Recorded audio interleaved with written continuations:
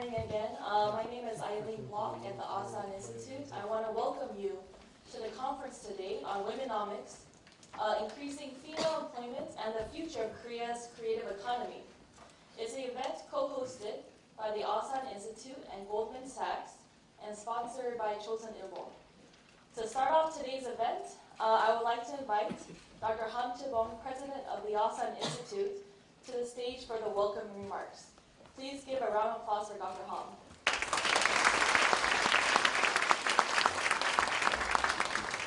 Thank you, Eileen. Once again, welcome everybody to the Asan Institute. It's actually a very special occasion for us today.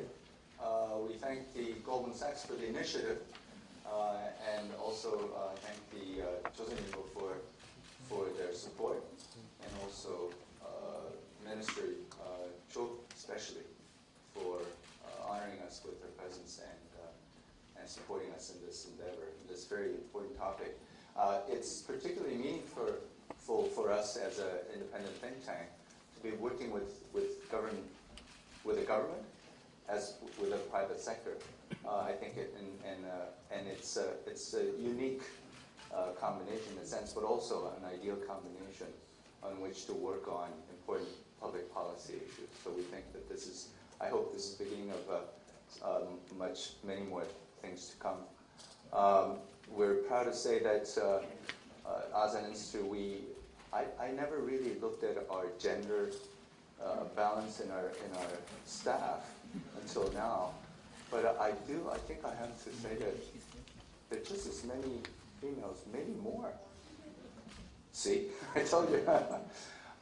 We also have this program, I don't know if you know, we have this program called the Asan Academy, in which we select 30 young men and women twice a year, and we put them through 5 months of very rigorous education in liberal arts and humanities, and then we send them all abroad for 5 months each, about 27 of them in Washington, D.C., and 3 of them in Beijing. And they're hosted by our partner think tanks and NGOs in Washington, D.C. and Beijing. And even there, it just occurred to me, every cohort, we actually select 18 women and 12 men. We just can't find enough qualified men to strike a gender balance, and I think that's really true. But anyways, so we're very proud to be part of this program, and it's amazing how full this auditorium is, and it's rare that we fill it to the brink. It's really standing room only, and I'm very happy, and I'm glad to see that this is really the kind of topic that we are really interested in learning more about, and I very much look forward to today's program. Thank you very much.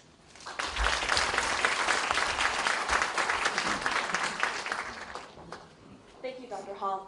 Now I would like to briefly introduce our keynote speaker today, Minister Yoon-sun, the Minister of Gender Equality and Family of the Republic of Korea. A Columbia Law School graduate, Ms. Cho started her career as a corporate lawyer at Kim & Jang, and had worked at the Court of Appeals for the Federal Circuit in Washington, D.C., to the Honorable Judge Garjaza before she returned to Korea. Previously, Minister Cho served as a spokesperson of the GNP, now the Senate Party, and was the spokesperson of then presidential candidate, Madam Park Geun-hye.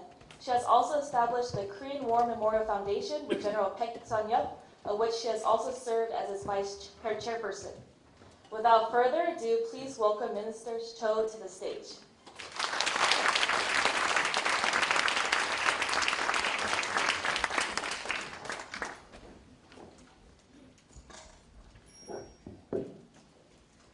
Good morning, ladies and gentlemen. I'm really honored to stand in this podium. And then thank you, the President Han Jae-bong, and Mr. Kim Jong-un, and Ms. Sun Jie, the former CEO of Arirang TV, and Kwon Gu-hun, the chief economist, to have such a wonderful setting to discuss the gender equality and how to empower women and how to enhance the women's employment in Korea. Actually, I think the Korea and Japan has a lot to share in common, and we can learn from each other. And then the most of the important common factor that we share is that we have plenty of resources that is unexploited for women, both in Korea and Japan.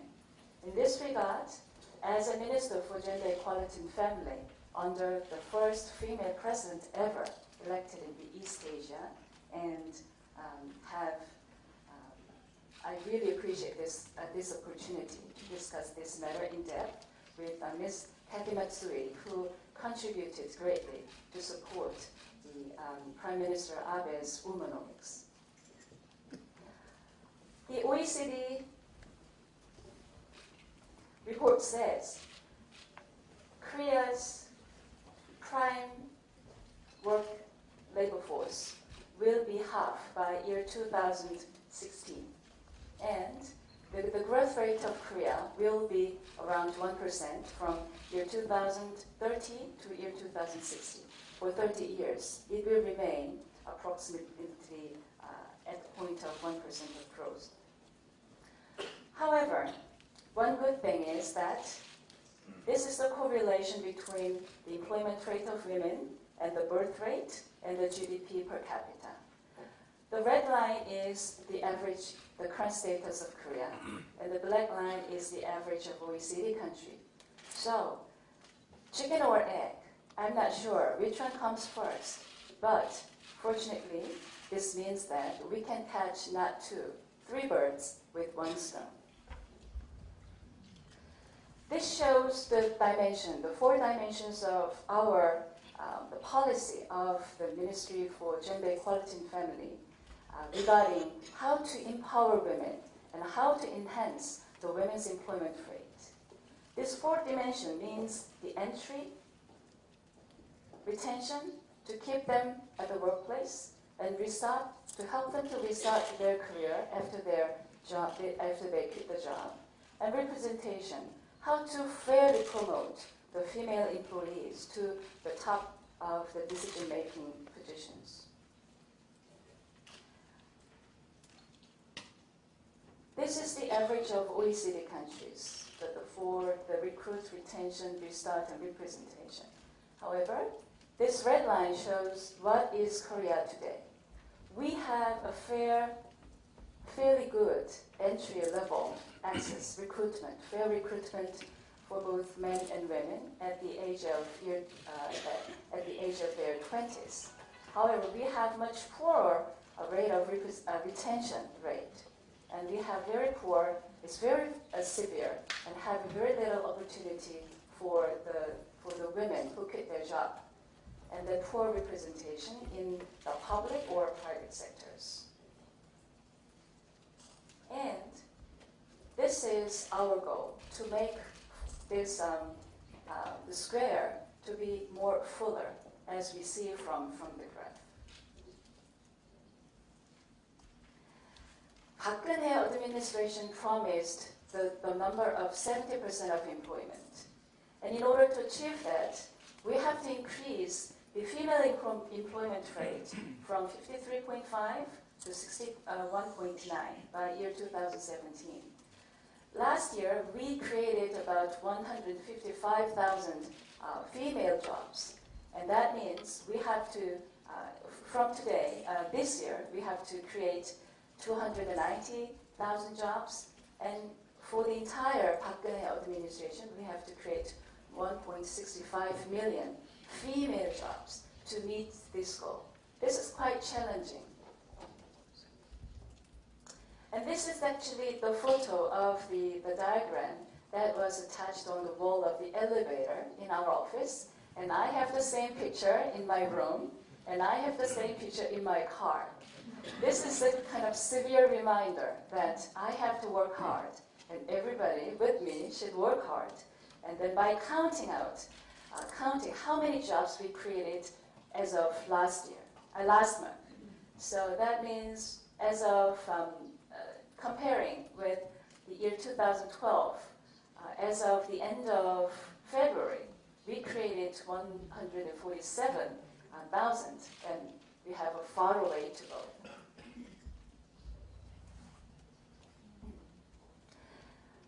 Korea has a very unique kind of a phenomenon. We have a great difference in generation. This is, I don't think it is a very popular symptom in other OECD countries.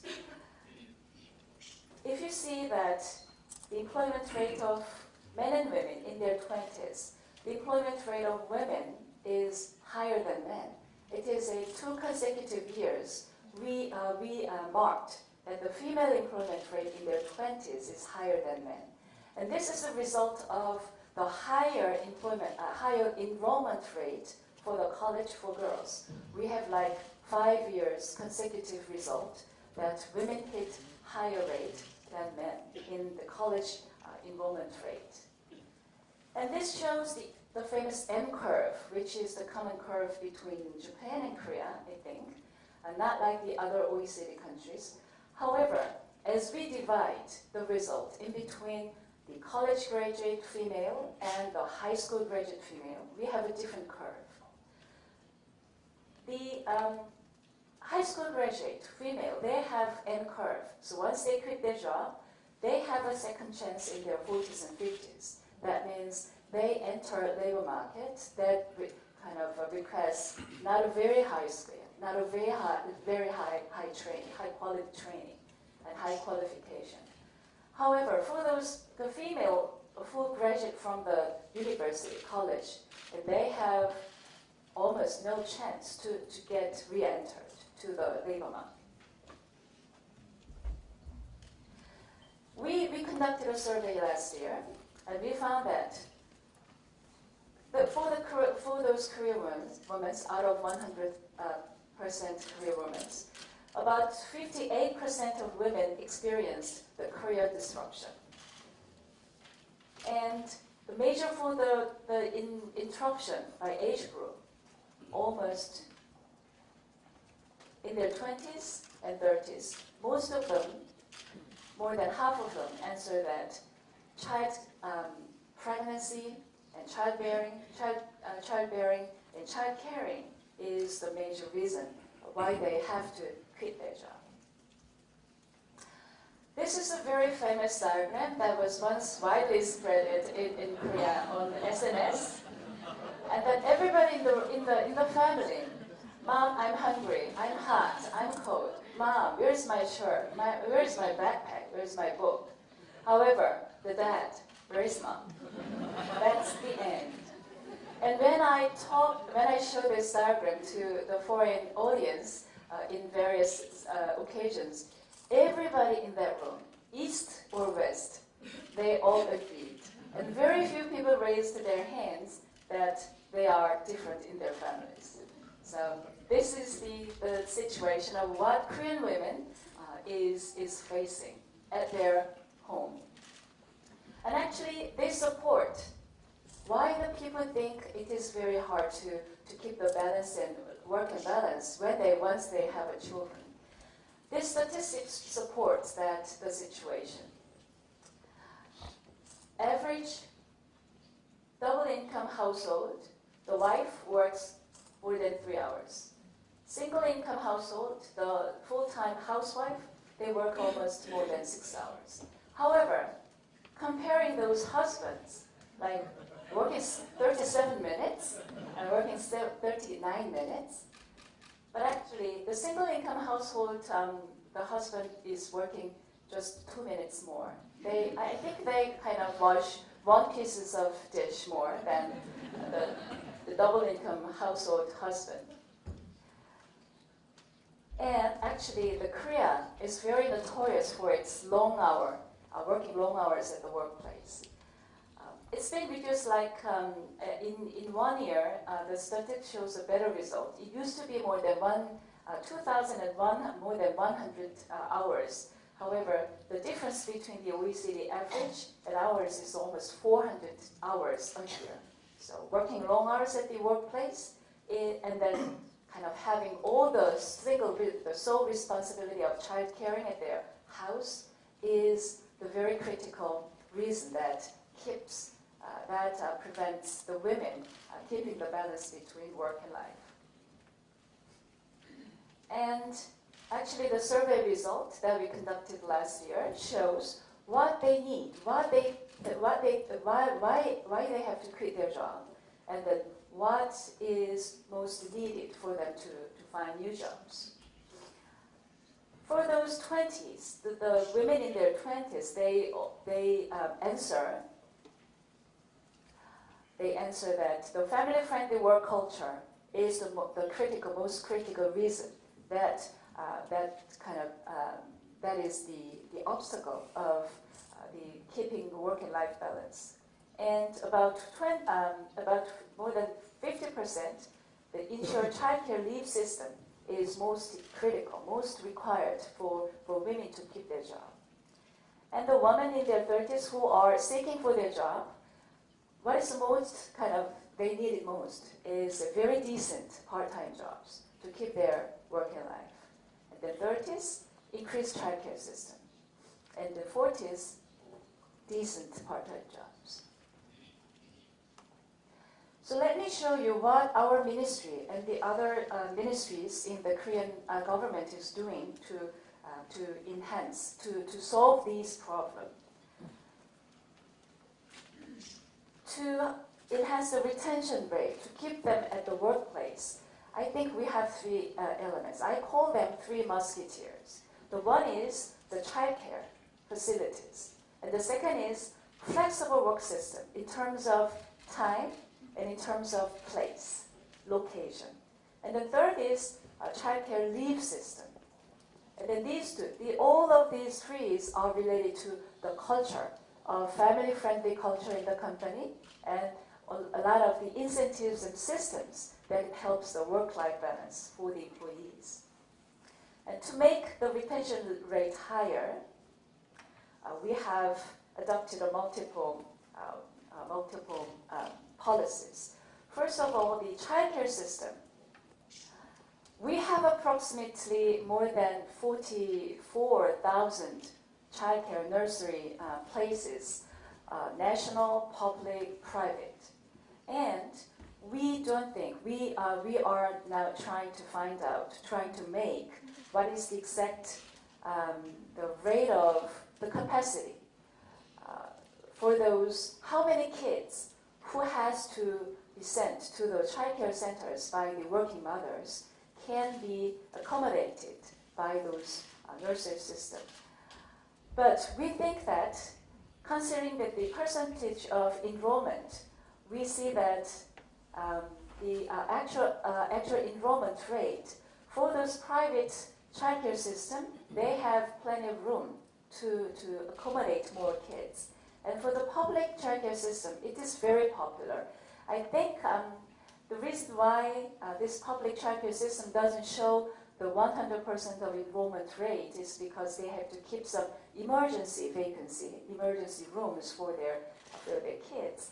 However, this means that the private childcare system, we have more supply than demand.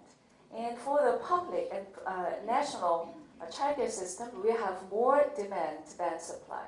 So we have to control and we have to align those mismatch between demand and supply. And the homework we have to do, the task we have to do, is to enhance the quality of private childcare system. So we are considering about adopting the very transparent information sharing, information disclosure system to the public about the quality of the center and the qualification of the nannies and the teachers and so forth. And at the same time, to disclose everybody who is on the waiting list, to check whether the childcare center keeps the fair competition, the kind of respect the order of waiting list. And thirdly, the most important but very hard to resolve at the moment is whether to provide the priority to those working mothers, like giving them the top rank in their application. However, we have a lot of things to consider, like caring for, considering the very vulnerable classes, considering the single parents, and considering the disabled parents. And with all that, we are still discussing how to solve this problem, how to provide more priority options for those working mothers for the childcare system.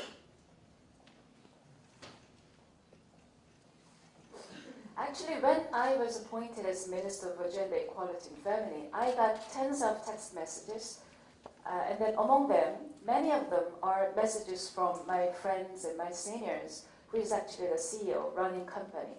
And they complain about the childcare center at the workplace.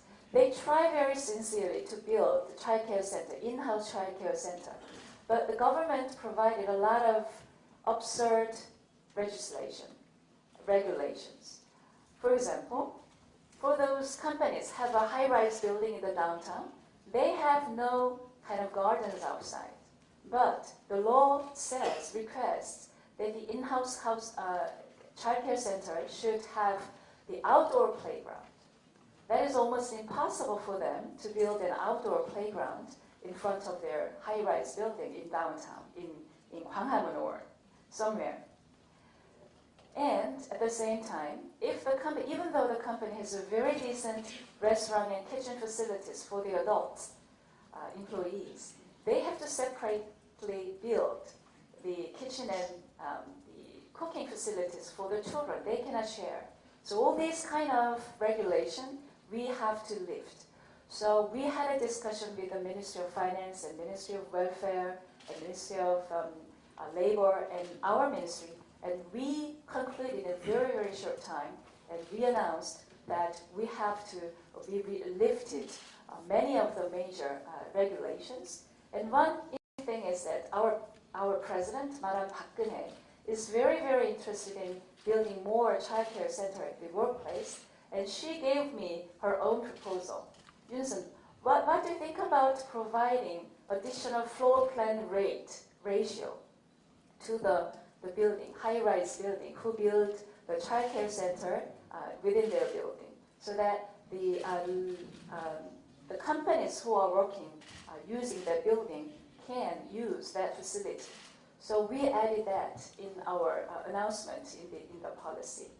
And we expanded the incentives to the companies who actually build their in-house childcare centers. These are the expanded support from the government. And we aim that about 60% of the workplace, the company's workplace, who have to mandatorily build their in-house workplace centers should actually build their workplace childcare center. And then we lifted out the exit options that they can substitute. Instead of building the actual childcare center, the company can pay the cash to the employees for their childcare, but we eliminated that exit option. And secondly, the creating more decent part-time job is one of our government's major initiatives. But we have three conditions. That should be voluntary participation. Voluntary participation both from the company and from the employee side. And enhance the working condition. They have to provide the 4 major social insurances, minimum wage, and basic working system. And there should be no discrimination between the full-time and part-time workers. And this is the incentives that the government is providing to the companies who actually create and recruit the part-time workers. And then we provide a substantial tax benefit to those companies. And the third pillar, the third member of the second member of the musketeer is whether to freely use the parental leave. I heard from one of my media people, the female media reporter. She told me that it is very hard for in their company to take the parental leave, because when a female reporter takes the leave for 1 year, the company thinks that, wow, she has no intention to better life in this company. And she is at once stigmatized by taking the 1 year parental leave. So we have to get rid of all those obstacles, the cultural obstacles. And then we encourage taking more employee and especially more daddies taking their parental leave. And then we recently announced that we introduced the second childcare leave. That's the second person who take the childcare leave, who will be usually husband, will be paid 100% salary for the first month, which is a great benefit compared with the other parental leave. And then we used to have a time kind of flexible working system, reducing working hours for about a year while they care the children. However, we expanded the limit up to 2 years, and we provide more wide range of optional working hours and optional payment subsidy, so that it has the same impact that the full-time worker can be converted to a part-time worker for the maximum of 2 years, and then reconverted to the full-time worker when the 2-year period is expired. Spreading out and changing the mindset of the company CEO is very important, because many of these initiatives is only effective when the CEO has a great confidence, a great belief in doing this. So rather than the bottom up, the top down is far more efficient, I think, and it is widely agreed. And then in order to do that, our ministry has been certifying the companies who is doing the family-friendly management as a family-friendly company. And then we aim to provide, as of this year, the 1,000 companies to be certified. And at the same time, in addition to certifying this company, we try very hard to create more substantial incentives to those companies, because adopting the family-friendly management means they cost more. So we provide a lot of incentives to the companies, and the private banks, the commercial banks, they executed an MOU with our ministry, and they promised to provide kind of incentive of 1 or 1.5% less interest for those companies who are doing the family-friendly business and certified by our ministry. And when we talked with our member of the other ministry, I asked them to provide what kind of government funding, like government R&D support, then they can provide more friendly to those family-friendly companies. And we ended up achieving 2.5 trillion Korean won funds that is provided by the government to the private companies, and the private companies who is doing family-friendly business will be given a more credit in their competition. The restart. Actually, the childcare system for the retention, all of these policies, I have one standard. I have 2 daughters, and then I think that my goal as a Minister for Gender Equality is that I should not hand over the same situation to my daughters when they are working in their 20s, 30s, or 40s. The same situation, the same social environment that I faced in my 20s and 30s. And actually, when I was working at a very demanding law firm with raising 2 daughters, I started my career as a lawyer in year 1994. And that was right after I kind of delivered the first daughter. And I delivered the second one in year 1997. At that time, I had to kind of recruit private nanny. And then one day I have to change my nanny like 4 or 5 times within a month period. And then that was very, very tough. So one day I was totally exhausted and think that, wow, I'm a Buddhist and I believe in my next life. Wow, if I have to be born again in my next life, I don't mind being born as an insect, but I will definitely be born as a male. I think how many women in this audience having kids and working? So do you agree with me? I told the same story to the audience in Davos Forum, and I found that most of the working mothers in the audience agreed. And I think I should not make my daughters feel the same way. And if we are successful, and if we successful, I think we will have a very few female the women think as I did in my 20s, 30s. And this is a restart, how to help those one who find a job. Our ministry has set up a restart center that helps the career-disrupted women to find job and to get trained for the new job and to keep their job for a longer period of time. So the restart center we have about 130 restart center in Korean Peninsula, and then they do the counseling to provide the self-confidence to those women who already quit the job and who are very afraid of getting into the career again. And education and training and job search. And sometimes if the woman is so afraid of going to the job interview, the staff member at the Restart Center is actually escorting the applicant and to provide the moral support to the applicant.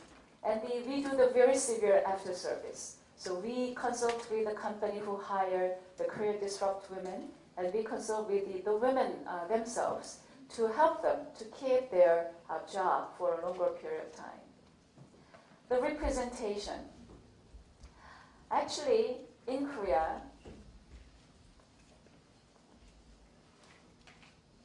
in the private sector, we have about slightly more than 40% of female workers in the private sectors.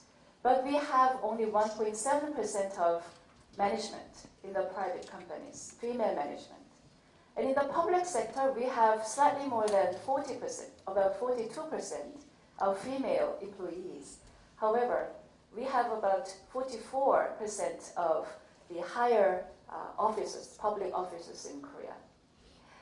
So people say that, as we see from the previous the screen, in their 20s, the women excels.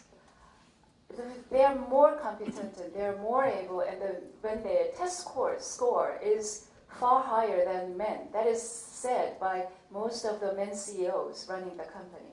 And they say that it's very hard to recruit very smart male members in their 20s. And what is the whole point of having Ministry for Gender Equality and Family? And why do we need such a policies to enhance women?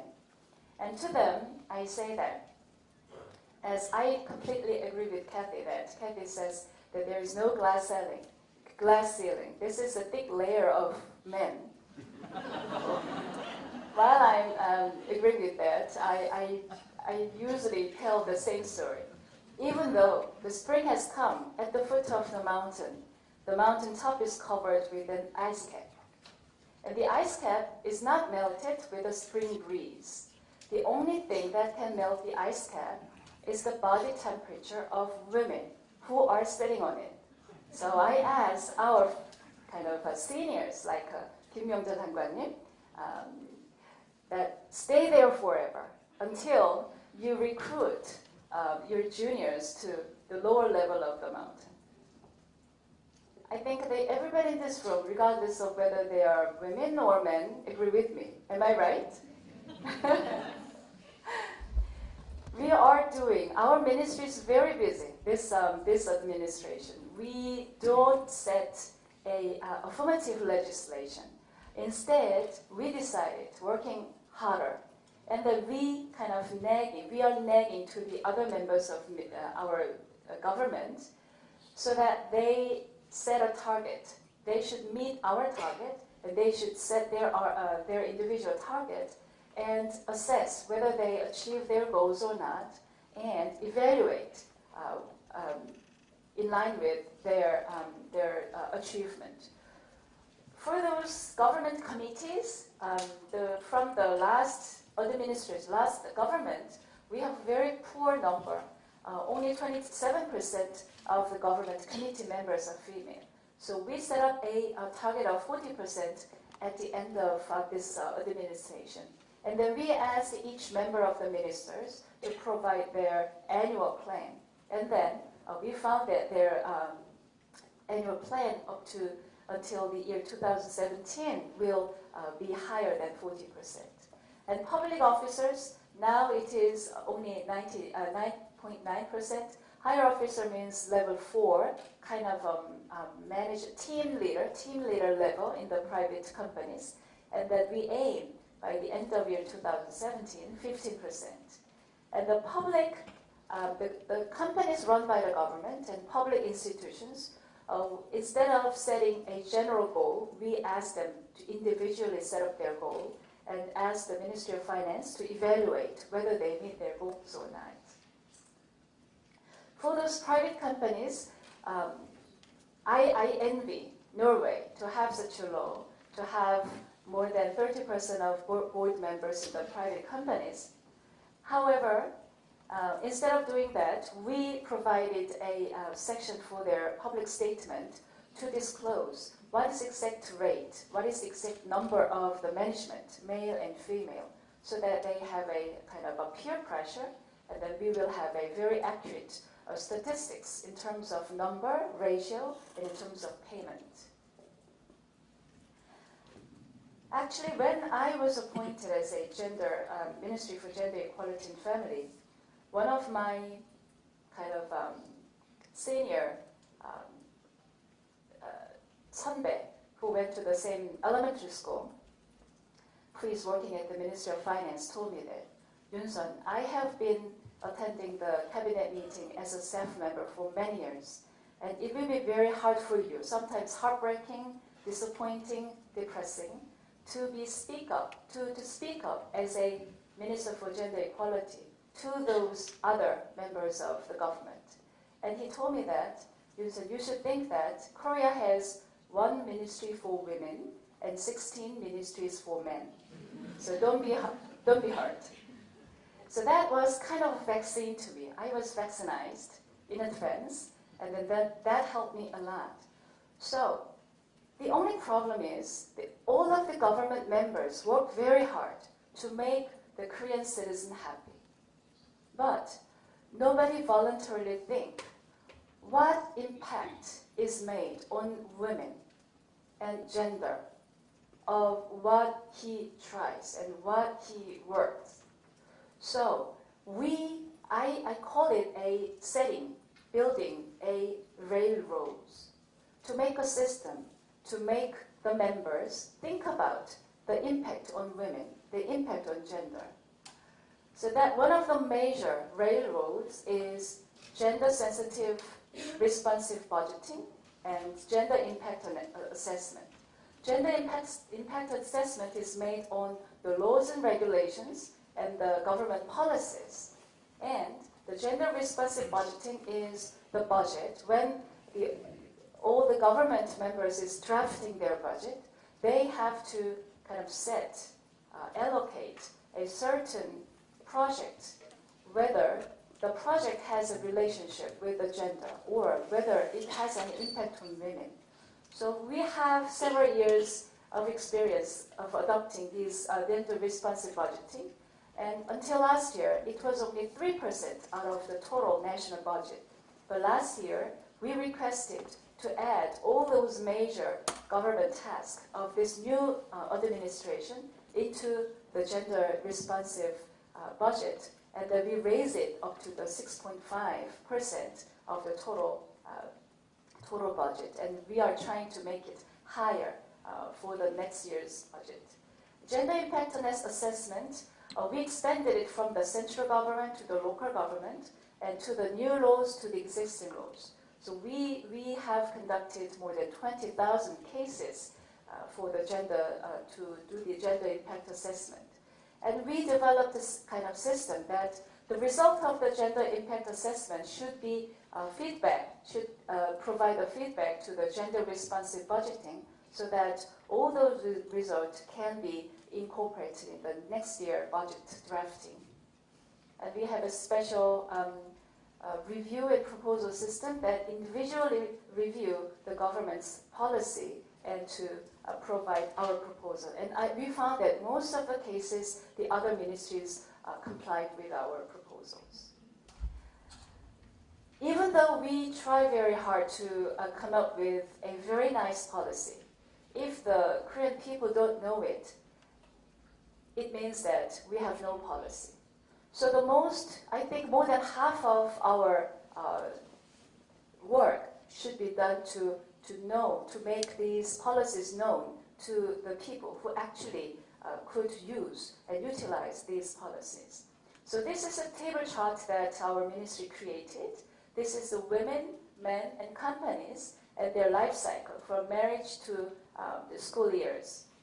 And we will write down all those policies that each ministry is providing to those employees and then to provide to the companies, and kind of mark which ministry has responsibility of this policy, and then assess how many it costs, how much it costs as a budget, and how many people actually use it, and then conduct the micro impact analysis and to check out which one is the most effective government policy. And our ministry is responsible for the promotion and kind of letting the people know about these whole things. And this is one of the samples that we are going to provide to you very, very shortly from the early April. That we developed a cell phone application that shows every detail of the government policies, what we can enjoy from the government for those women, men, and the company themselves.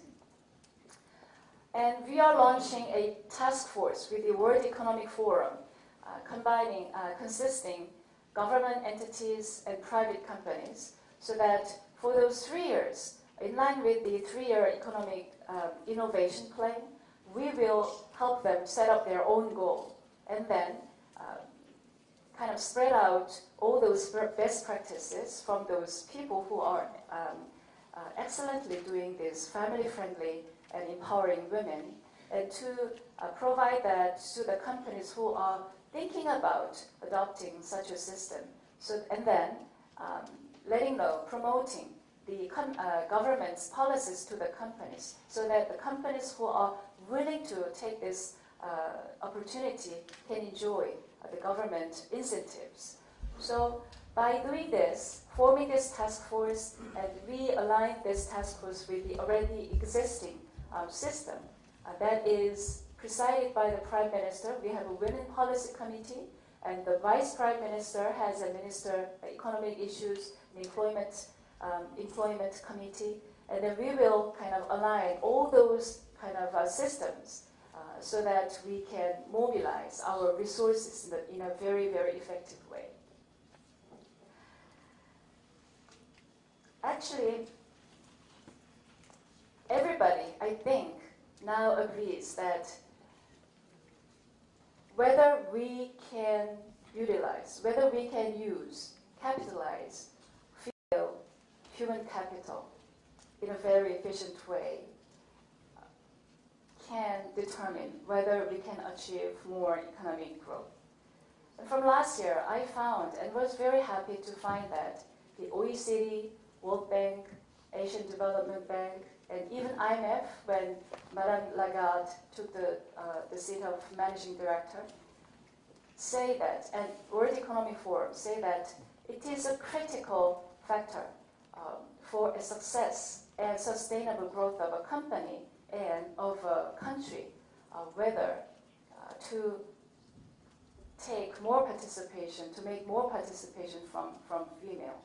And I found that from this year, the G20 meeting hosted by Australian government is considering to put the female employment rate, women's empowerment issue as one of the major factors for their economic growth. So I think that the gender equality and the empowerment of women is now the grand slam. I think we have a great momentum to proceed our initiative in the empowerment of women, and at the same time, as our Deputy Prime Minister agrees, I can definitely say that if the first Han River miracle of Korea is made by Korean men based on the sacrifice of Korean women, The second Han miracle of Korea will definitely be made by Korean women, by their explicit and active participation in the labor market. And I'm also very happy that we are not the single member in this road. We have our closest neighbor, Japan, in this road with us, and I'm more than happy that we have Ms. Kathy Matsui who are guiding our road. Thank you for your listening.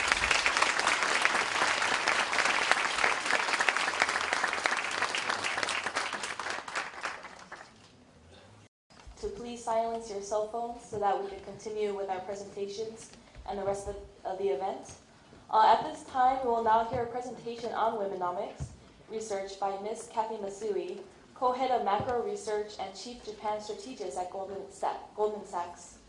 She has been ranked #1 in Japan equity strategy by the Institutional Investor magazine several times and was chosen by the Wall Street Journal in 2007 as one of the 10 women to watch in Asia for her work on Womenomics. So please join me in welcoming Ms. Matsui to the stage for her presentation.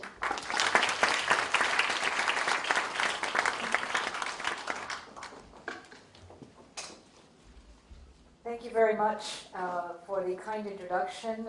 Thank you especially to Minister Cho, to the Asan Institute, Chosun Ilbo for helping to pull together, I think, what is a very hot topic right now in our corner of the planet, which is how to utilize half of our populations. Before I get into my presentation, many of you may be wondering why a investment banking research analyst would even write about this topic to begin with. So I started covering the Japanese stock market in 1990. Some of you probably weren't born in this room, but 1990 was the absolute peak of the Japanese stock market. And since the market had been plummeting, most of my conversations with investors inside, outside Japan were frankly very depressing. The country was laden with huge amounts of debt. We now have a debt to GDP ratio, as you know, exceeding 230%. And Japan is faced with a shrinking workforce. You can see the statistics here. The actual shrinkage of the workforce is projected to be as much as 40% by the year 2055. And look at that title. I did not make this statistic up. I looked it up. There are today more pets registered than children under the age of 15 in Japan. You're laughing, but this is very sad. And if you think about what drives economic growth in any country, there are only 3 ingredients. It is the country's labor, capital, and productivity. So if any one of those factors goes down, that's going to drag down the potential growth rate of that country. So if we think about what implication this graph has for Japan's future, it obviously is quite bleak. So I decided in 1999 to think about maybe there is a different path. Minister Cho, you have 2 daughters, I have 1 daughter and 1 son. And I think about this every day. What is the future for our children going to be like? Will it be that bleak or as bleak as we're facing today?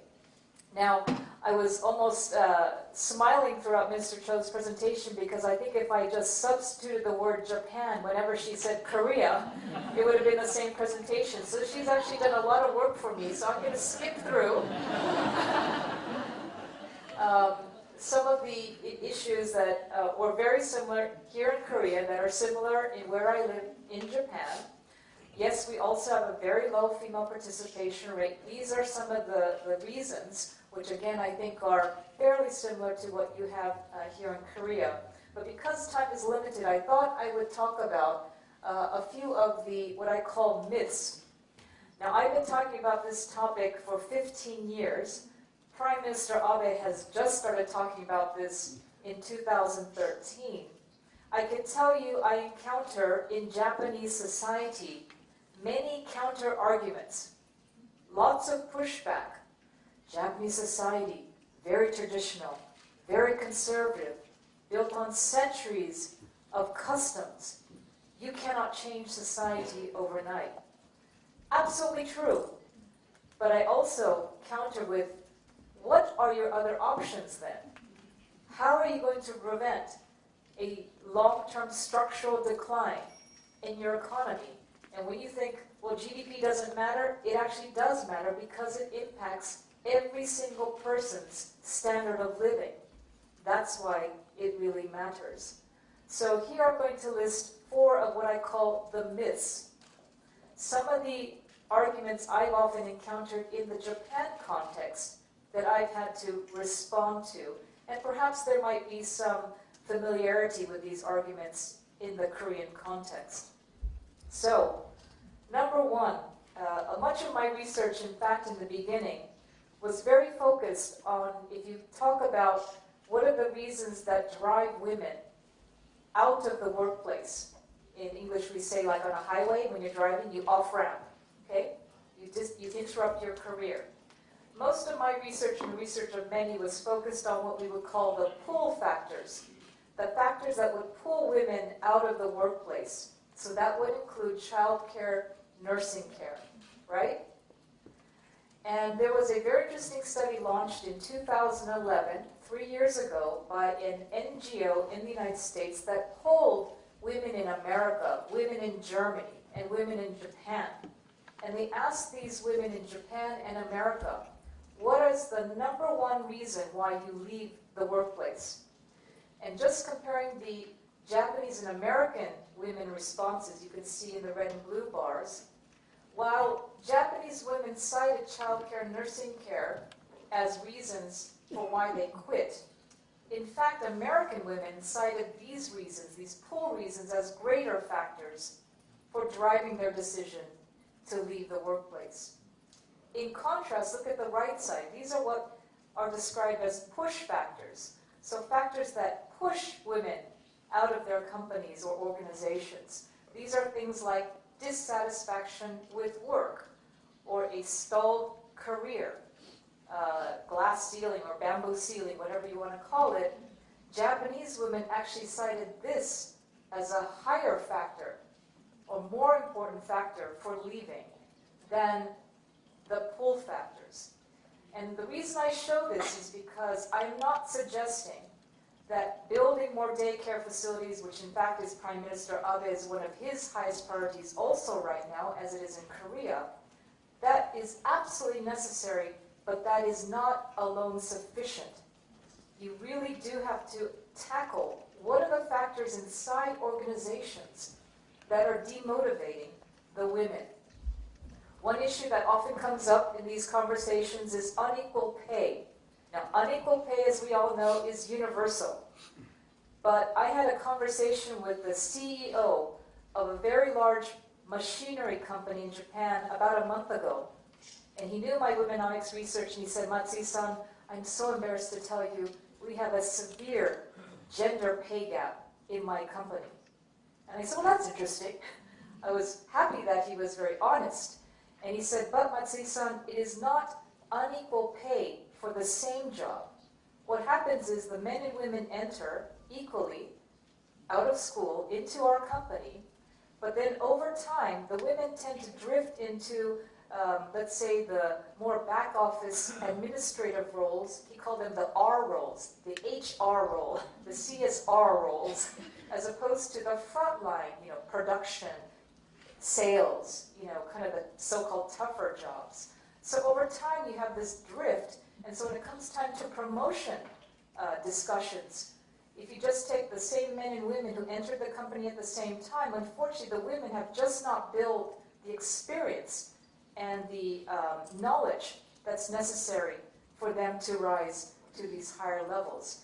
I have another friend who is the most senior ranked woman in the Japanese auto industry. She works at Nissan Motor. She told me that sometimes in Japan, because now Womenomics is very popular, we have a risk that we encourage companies to be too friendly or too easy on women. She said, we have to be careful. It's nice to be friendly to women, to encourage them to work longer, But we also need to be as tough on women as we are on the men. So in ensuring that women, as they climb, are given the exact same employment and promotion opportunities that the men are given, even if they are very tough. And that's, I think, something that many of you who are working in the private sector can think about, how this may affect your own organizations. Role models is exactly the same as here in Korea, probably even worse. We have very limited representation, and I applaud your country for having a female head of state. Japan is way behind Korea on that score. But remember, when young women and girls are looking up and all they see are dark suits, it's hard to get excited or motivated that obviously you can do something different. So this clearly needs to be changed as well. Second myth is, in many Japanese circles, people say to me, Matsui-san, give up, because Japanese women simply aren't that ambitious. They don't want to become, lifetime career women. And in fact, if you look at the same study that I mentioned before, they found that after Japanese women leave work, say because they had a child, in terms of desire to work, compared to American and German women, 89%, 78% want to go back to work. 77% of Japanese women want to go back to work. Yet, if you look at the yellow bars, those that actually found work was much lower. Now, please don't get me wrong. I am not at all suggesting that every woman must work after giving childbirth. Of course, that's not what I'm saying. I'm saying for those women who want to continue working or re-entering, we must offer them that opportunity. Number 3, this is what I often get from many companies in Japan, is, who cares? Why are we even talking about diversity? What does it really matter for the bottom line? Oh, it's nice to have in our IR, our company materials that we're a diverse company. But really, does it matter? This is from a McKinsey study a few years ago that looked at over 200 companies globally in various sectors, developed countries as well as emerging countries, by the way, and found the same trend. This is showing in the red bar those companies that ranked in the top quartile, top 25% in their industries in terms of females within managerial positions. And the left is average return on equity. The right is average EBIT, or earnings before interest and tax, basically profit margins. And you can see the difference there is very high. So on the left, ROE gap is 22% versus 15. On the right is 17% versus 11. Clearly, the issue here is not that women are better or brighter or more skilled. It's a different point of view. And I say this in particular in Japan because we are such a homogenous society. When you have the same thinking, people go to the same schools, brought up in the same way, eat the same food, watch the same television programs, you're probably not going to get a lot of creativity. So what this is saying is a different point of view, a different perspective can add to the profitability, to the success, to the bottom line of companies. And if you don't believe this McKinsey study, I can quote you from a Catalyst study. This is an NGO in America. I can quote you from several studies within Japan that show you the similar result. The last myth that I often encounter in Japan is, Matsui-san, we already have a very low birth rate. If more Japanese women work, isn't that going to further depress the low birth rate? Do you hear that in Korea? So, I heard this so many times, I was sick and tired of it, so I looked it up empirically. And here's the result. The horizontal axis is female participation. The vertical is fertility rate. You don't need to know complicated math to see that that diagonal correlation line is upward sloping.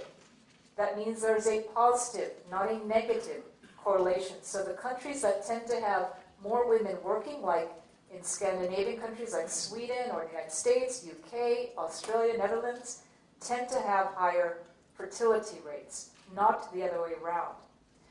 And I'm sorry I didn't bring the next graph that I usually show in a Japan context. I then got questions from the Japanese audience, oh, Matsui-san, that only applies globally. That doesn't apply within Japan. If I show you the same graph for the 47 prefectures inside Japan, it's the exact same slope. So those prefectures, those areas of Japan with more women who work, tend to have higher birth rates. Okay? And the next point is, so what's the whole benefit? Why are we even talking about this? It's simply because we've shown, as I said before, GDP is labor, capital, and productivity. If we just tweak that labor assumption, let's assume Japan's female participation rate, roughly 63% today, matches that of Japanese males, which is over 80%. I admit this will take years, but if you could close that gender gap in employment, this is the prize. You could boost the level of Japanese GDP by as much as 14 to 15%. This is not small. One point that I just had an interview before this session, the reporter asked me, but how do you get this? You get this by adding 8 million workers to the Japanese workforce. But Matsui-san, isn't that going to take 8 million jobs away from the men? And I said, well, that's true if you assume the economic pie is static, right? If it's zero sum, yes, adding 8 million women is going to take jobs from 8 million men. But is it really static? Because after all, if more women work, that means more income. More income means more consumption. More consumption means more profits for certain companies. Those companies will invest those earnings. Those companies will pay higher wages to their employees. Don't you get a virtuous cycle effect where that economic pie is not static, but is in fact expanding? So more income, more per capita income to be had for not just women, but men and society as a whole. What about here in Korea? We did a study, my colleagues, a few years ago, looking at the impact similarly to what I just described for Japan in many countries around the world, and I just circled Korea. And we showed that if over time, not completely closing your gender employment gap, but narrowing it substantially, you could boost per capita income by as much as 6% over the next several years. Now I know this is all theory, it sounds good, much more difficult to achieve, but I think what Mr. Cho has just outlined for you is this is the prize for Korea as well. And this is not to benefit just the women, it is to benefit society and most importantly, generations to come. I'm going to finish on a list of proposals. Now, I'm not a government official, I'm just a lowly research analyst, but some of the ideas that I've come across and talked with many people in government, in private sector, and I just thought I'd share them because I think a lot of things are very similar between Japan and Korea. This is a list of government ideas, and I think Mr. Cho is actually already working on many of them here in Korea, which is fantastic. So in Japan, we also have a shortage of daycare, but frankly, probably even more of a problem is we have a shortage of nursing care. We have a shortage of nursing care facilities. We have a shortage of nursing care caregivers. So talking about deregulation as well as immigration reforms, a very sensitive topic also in Japan, as I know it is here in Korea, but to me, it almost goes hand in hand. If you want more women to work, and unfortunately the Japanese men do about just as little housework as Korean men, I'm afraid. We're not proud of that. You need an extra pair of hands. More substantial child care benefits, but Japan's government tried this, but they made no distinction for income, and no distinction if the woman was actually working outside the home or not. This to me is wrong. You need to tie that to whether that woman is actually working. And in Sweden, you do not get parental benefits if the father does not take at least 2 months, I believe, of 24 months of combined parental leave. Now, men in this room, can you imagine spending 2 months with your infant baby alone while your wife was working? How fantastic is that? To build empathy, right? Understanding for what your wife has to go through every day. I really am trying to push this in Japan. Eliminate tax distortions. We have a bizarre tax code that discourages working mothers. So if your wife is working more than a full-time job, the husband cannot deduct her for tax reasons. We don't have in Japan a requirement that forces listed companies to disclose their gender statistics. I was on a government committee. I fought this very hard. I lost the battle, but I'm still trying. We have a new government. We have some momentum now with Prime Minister Abe's regime, and we're trying to force just disclosure of the numbers, because it's hard to move that needle if you don't know where the needle lies. And then something that I think is already happening perhaps here, very popular around the rest of the world, is preferential treatment for women-owned businesses and other minority-owned enterprises. So giving them preferential treatment in government biddings and things like that. Now finally, on the private sector side, I already talked about the case, business case for diversity. To me, it's not an option, it's imperative. Also establishing targets and holding senior executives accountable to reaching those targets. Number 8, I think this is probably the most important, especially in Japan. Why do Japanese and Korean people work so long? Because you're measured that way. If you have a seniority or a time-based evaluation system, well, guess what? Everybody will work very long hours, right? It's not the people's fault, it's the system. So we are finding some newer companies in Japan figuring this out. Young people these days, I don't know about the rest of you parents in this room, but my children do not want to become salary men and salary women, right? They want to work at companies where they're going to leapfrog the 50-year-old guy and become the head of the division. They want to become CEO tomorrow. Their timelines, their perspectives, their values are so different than ours. We in our systems, in our corporate cultures, are way behind the curve, and we need to change that if we want to attract and retain the best quality human capital. Flexible work arrangements, and lastly, Mr. Cho, I don't know if you've met Commissioner Liz Broderick from Australia. Fantastic woman. She has launched single-handedly this initiative for getting male executive leaders in Australia to push the diversity agenda forward with this initiative called Male Champions for Change. And she makes one very simple point. At the end of the day, it's very hard for a group in the minority to change the thinking of the majority. You need to engage the male leaders in your society, in Japan's society, who care about this issue enough to speak out, right? And to drive change within their organizations, but also to encourage the same behavioral change beyond. I'm going to leave my comments there because I think we have a conversation to follow, but thank you very much for this opportunity. I really look forward to our discussion.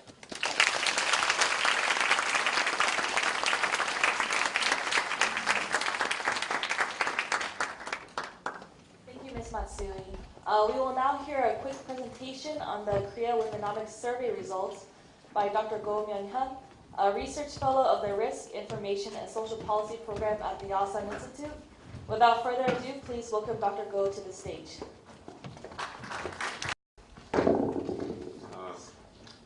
Sorry for keeping you away from the conversation that will take place soon, but I should be very brief. So I will discuss a little bit about the womenomics in Korea. In a nutshell, the problem of womenomics in Korea is very simple. It's about the life cycle problem. It's about the fact that the women in Korea enter the labor market almost at the same rate as men, but they leave early because of personal reasons such as marriage and childbearing. So the main reason for we call this a career interruption problem, and the main reason for that is the lack of public policy support for women, married women in especially married women who have children who want to remain, or return to marketplace after they complete this life cycle. And as a result of this, as a result of existence of a career interruption problem, we have a social problem of Korean women staging sort of a baby strike or marriage strike. Korean women try to postpone their marriage as late as possible, and even if they do so, they try to have as few babies as possible. As a result, Korea has one of the lowest birth rates in OECD countries. Because the OECD countries is a group of developed countries, we can say that Korea has one of the lowest birth rates in the world, and has a large gender when it comes to labor participation rates. So I want to describe briefly about this labor participation problem. If you look carefully at this graph, you'll see that women and men enter the labor market at a similar rate. But for women, the labor participation rate peaks at the age of 25 to 29. So this is the age when women in Korea either get married or they get married and actually they give birth. But after that, they leave the labor market, and this labor participation rate doesn't return to the previous peak until almost 20 years later. By that time, the men's labor participation rate has peaked at 92%. So almost 100% of men are actually working in the labor market, and there's a huge gender gap in that sense, and then that doesn't recover until the very end. And this is actually a major problem because women don't just have a fewer participation in the labor market, but because they have to leave the market and come back to the labor market much, much later, they actually lose opportunities for career advancements. And that's actually huge implications for their social influence as well. So let's compare this to what's going on in the more advanced countries, in terms of welfare policies. And I'm taking the example of Denmark. In this case, you see very few gender gap between men and women in terms of labor participation rates. So this is a policy, so I think the difference between Denmark and Korea is a lack of a sustainable policy that supports working women who have children. So this is sorry about the. So actually, so one of the contributions to this conference from our institute was to take the public opinion survey of the South Korean public's attitude towards women's working in the marketplace. So for the question on the women's participation in the workplace, we find that the 93% of the public actually have a positive image of women's role in the economy. And 86% of the public thinks that the active participation of women in the workplace increases Korea's economic competitiveness. And 41% thinks that the Korea should make full use of their female workforce to actually solve the problem of Asian society that we are actually experiencing right now. But at the same time, we think that the level of women's participation in the economy lags behind the case of more advanced countries such as Denmark. So here I want to outline the major factors that the public thinks that the women face in the workplace. The challenges that women face in the workplace. So the biggest factor is clearly the career disruption due to childbirth and childbearing. That actually takes the 42% of the public, since that's the case, followed by glass-ceiling issues such as male-centered or glass-centered culture. The office culture got dominated by men, and absence of female leaders and unequal advancement opportunities. And when we actually break this down by gender, we find something more interesting in the sense that men actually thinks, if you compare the second column, men actually thinks that the male culture, the male bias in the office affects women's participation in the labor market more so than the women. And that's actually quite interesting because actually women think that that's not quite the case. They think that the most important factor preventing women from fully participating in the labor market is the career disruption problem that I mentioned previously, and due to the childbirth and child rearing.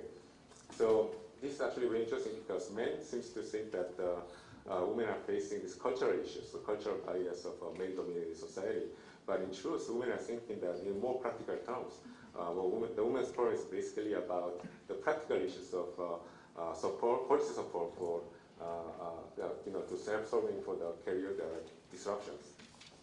So again, following this vein of thinking, we ask the public again for work with the factors in contributing to the women's, leaving the marketplace due to the career interruptions. And 65% of the public thinks that the household work and child rearing demands is the biggest factor in causing women to leave the marketplace, and followed by again the glass ceiling issues. And when we break this down by age group again, we find that when we're asking the public for different reasons for why women are leaving the labor market, we find that there's a very interesting age trend, but at the same time it's quite natural that this is the case because men and women in the 30s and 40s are the ones that were most affected by this problem. And finally, we asked the public again for their thoughts on how to solve this problem. And it's interesting in the sense that most of the public thinks that it's not the responsibility of the women or men for that matter, but it's actually a problem of actually the responsibility of the government to help solve for this problem. So 65% thinks that it's a social issue that needs government assistance. So, which is, I think, which is very telling. But this is actually even worse. I guess I'm sorry to say this in front of Mr. Cho, but so we asked the question of how we heard of policies for career interrupted women, and most people think they don't know at all. I mean, it's like 70%, and I'm not blaming you, Mr. Cho, but I think that's actually still obvious right now. So in conclusion, I told you, I promised you I'd be very brief because I don't want to keep you away from the best part of this. One of the best parts of this conference. The conclusion is quite simple. There's good news and bad news. The good news is that there's a social consensus when it comes to the importance of women's role in the economy in Korea. And also very remarkably, the public actually shares this. They actually public is very actually very smart in the sense that they perceive that the factors that contribute to this problem is actually the factors the experts that can agree on too, which is the issue of lack of policy support for married women with children who need support for childbearing and child rearing. So the solutions that we can come up with from our public opinion survey is that one, we can actually increase the awareness among men that what women want. Sorry, it sounds like a cliche, but what women want is actually not talks about addressing the bias in the office, which is important. But I think most women will agree that the practical problem of child rearing and childbearing it actually demands more attention right now. And secondly, again, we have seen so clearly in the last couple of slides, I think the government needs more promotion of policies. I think government policy to support women in the workplace is really well formulated clearly, but then very few people, not very few people, but most people don't know about it. So I'd like to wrap up this presentation with a quote from Alva Modar. She's a leading sociologist, Swedish sociologist and Nobel laureate. Basically, she is saying that the advancements we have achieved so far in terms of gender equality is done. I think we have to move on to the second stage where we have to reframe the issue of solving the practical problems for working women who have children. Thank you.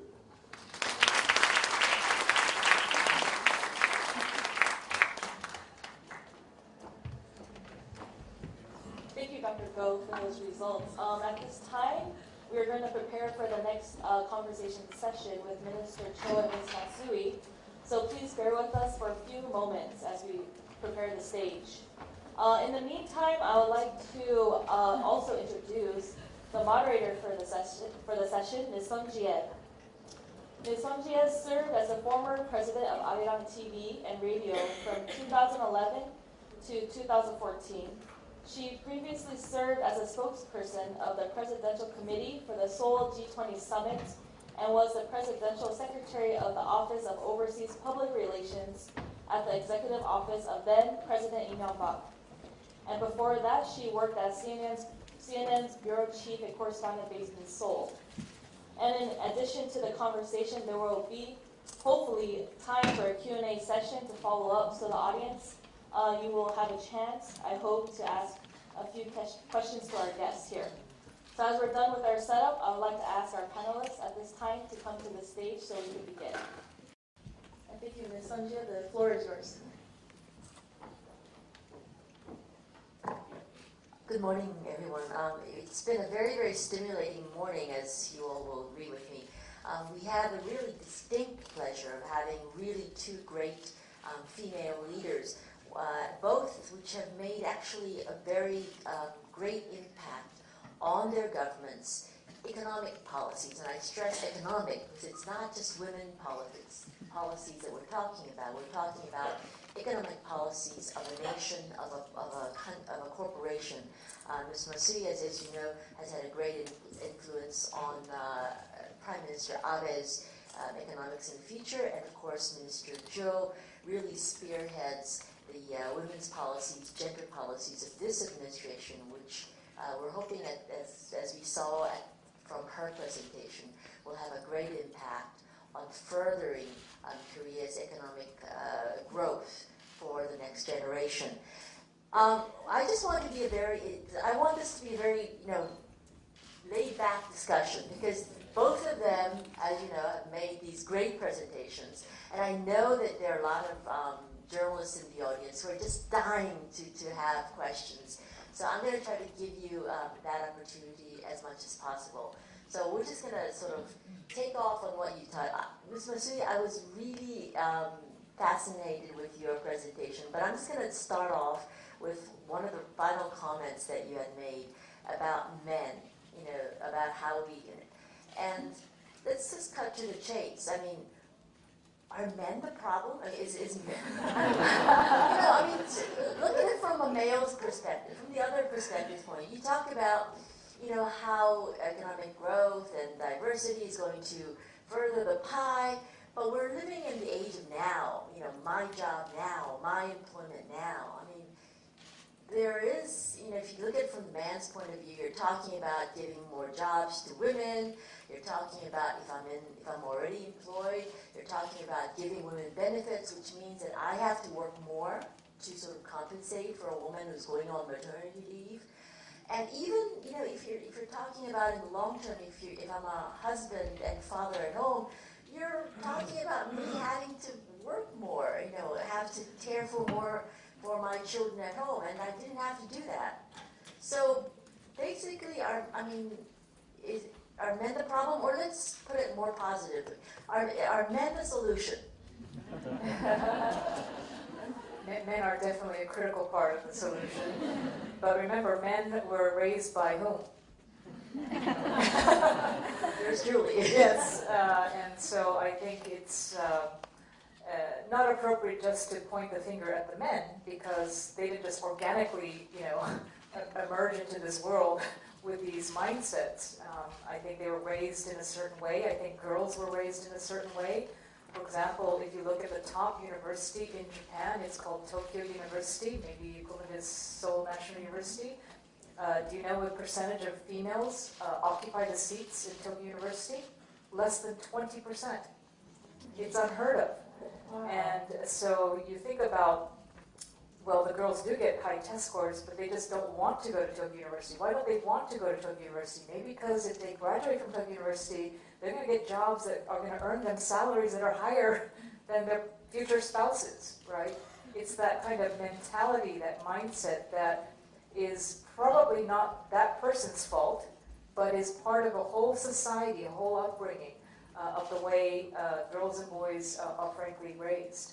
But at the end of the day, I would do a lot of recruiting, and I recruit in Japan, I recruit in Asia, I recruit globally, and I will tell you, I don't know, many people in this room have children that are in the millennial generation, but these youngsters do not want to work 24/7.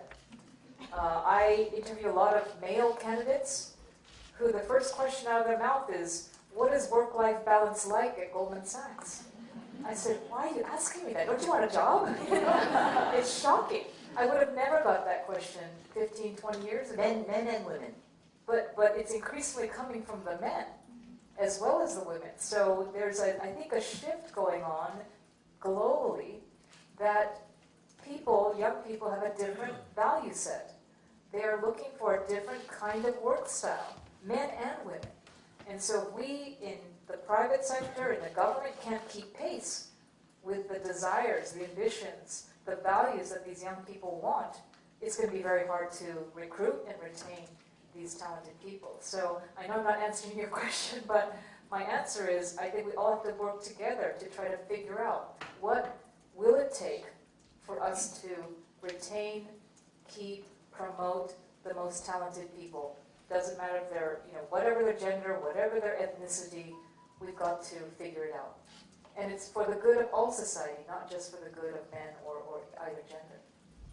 What about you, Minister Cho? Do you find that in the government, you talked about one ministry for women and 16 ministry for men, whether it's, I don't think many do it out of purpose, that they don't know that it's a ministry of men, but do you find that these kind of thinking, male-oriented thinking, really hinders what you want to do?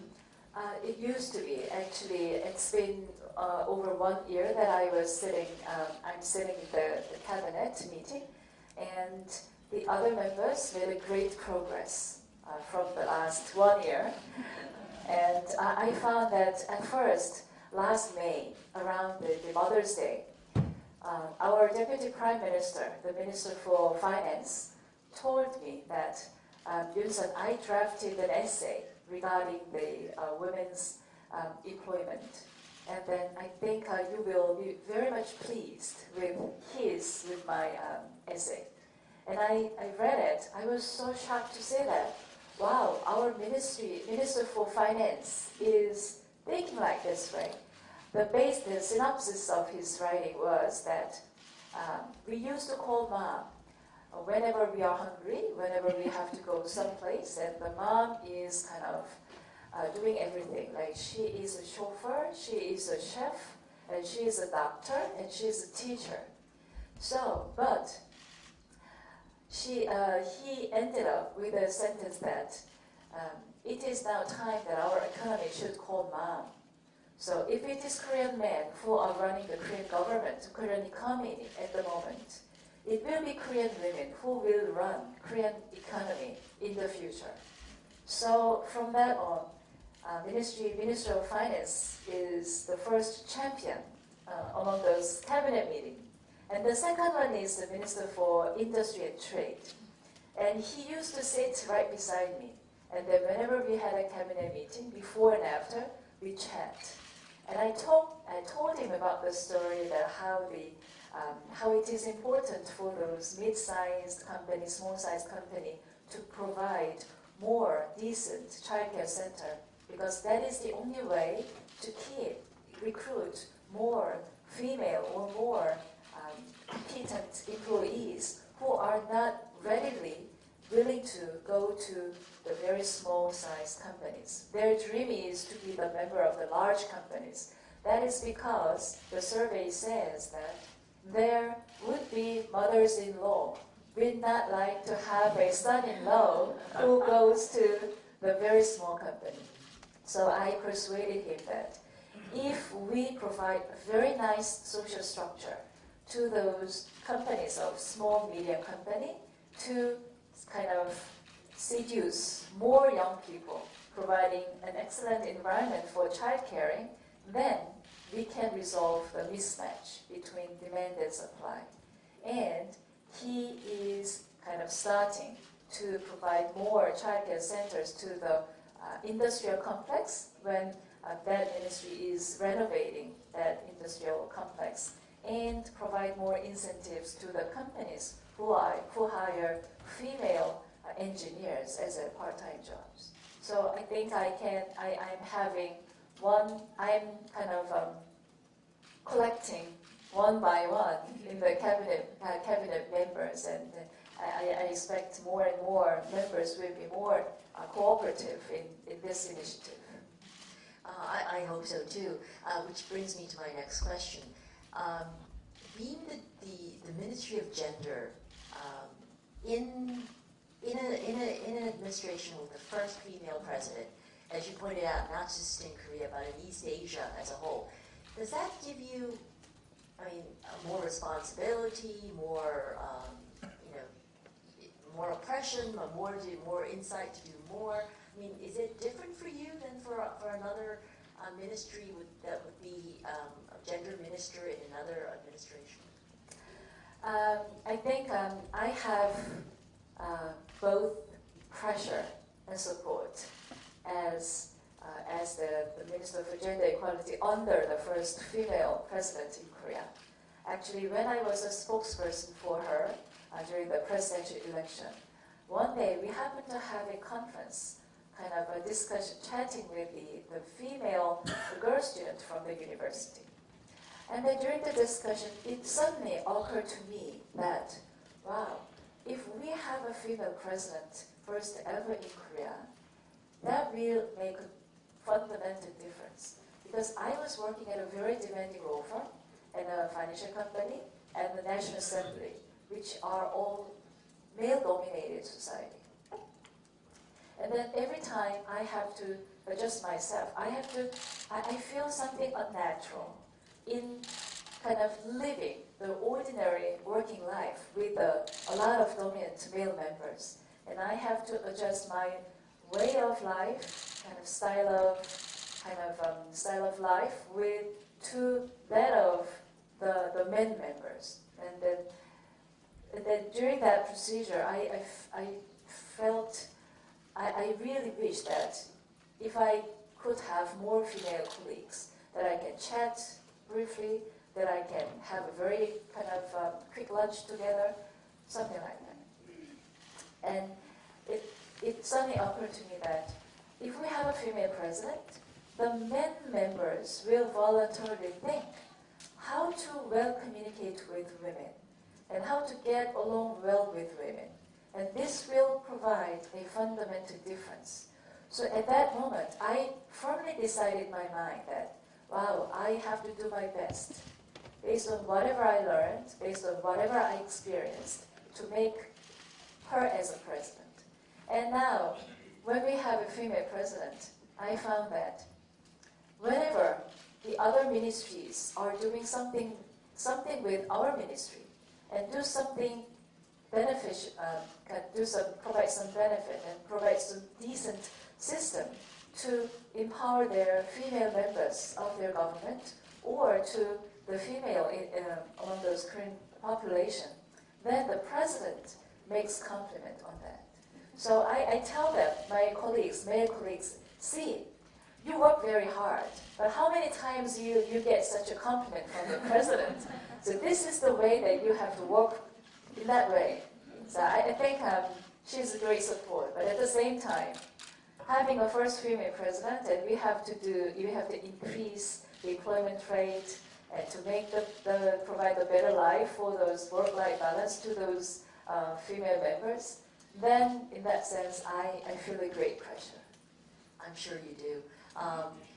Ms. Masui, you also have great impact on Prime Minister Abe's economic policies. You talked about, when he first started, talked about Womenomics as one of the pillars of his economic growth.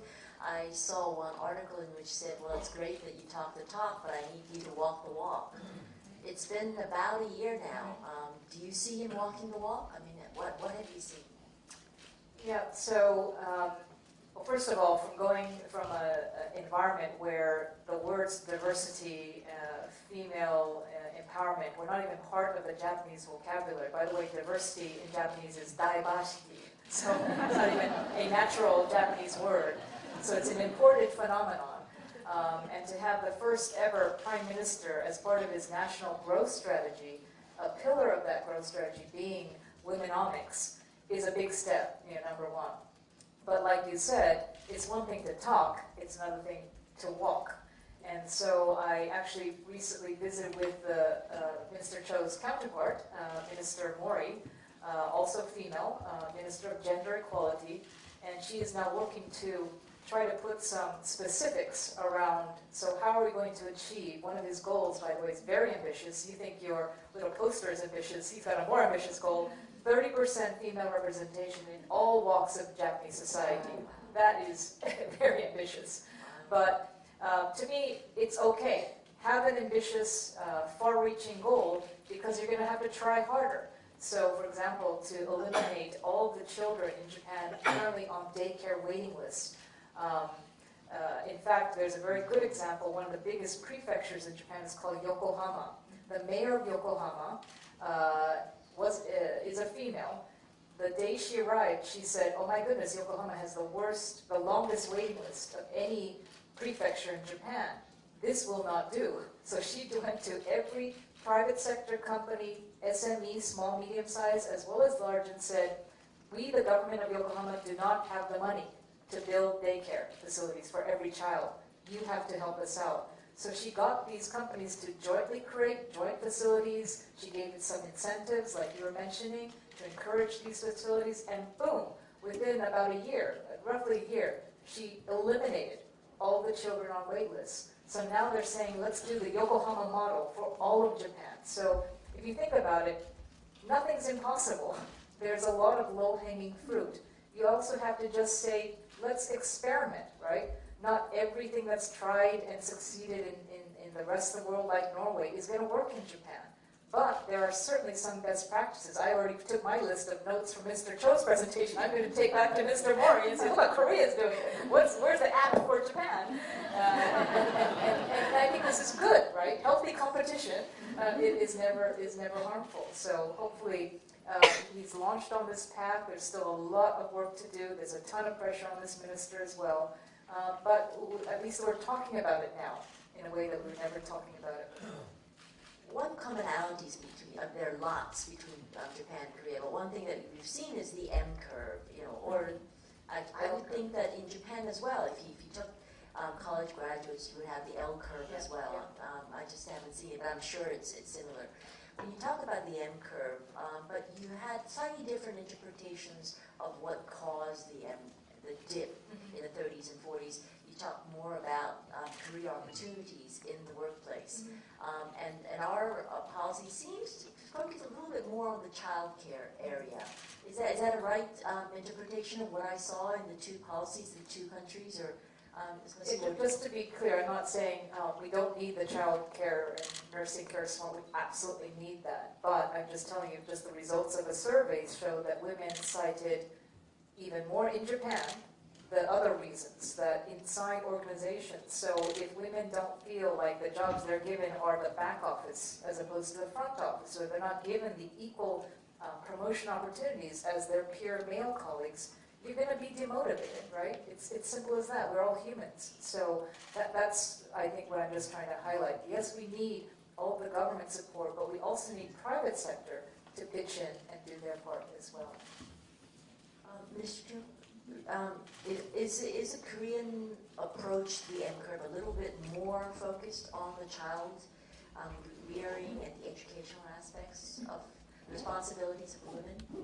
I think the difference between the survey result between Japan and Korea, it seems to me that I'm not sure about the Japanese kind of the social environment, but it seems in Japan the female employees feel more seriously about the culture issue, the company culture, than Korean female employees. That's because our respondent answers that the most critical factor is the childcare support. But actually, we think that the change of mindset from the company and kind of spreading out the culture, the family-friendly culture is very, very, very important.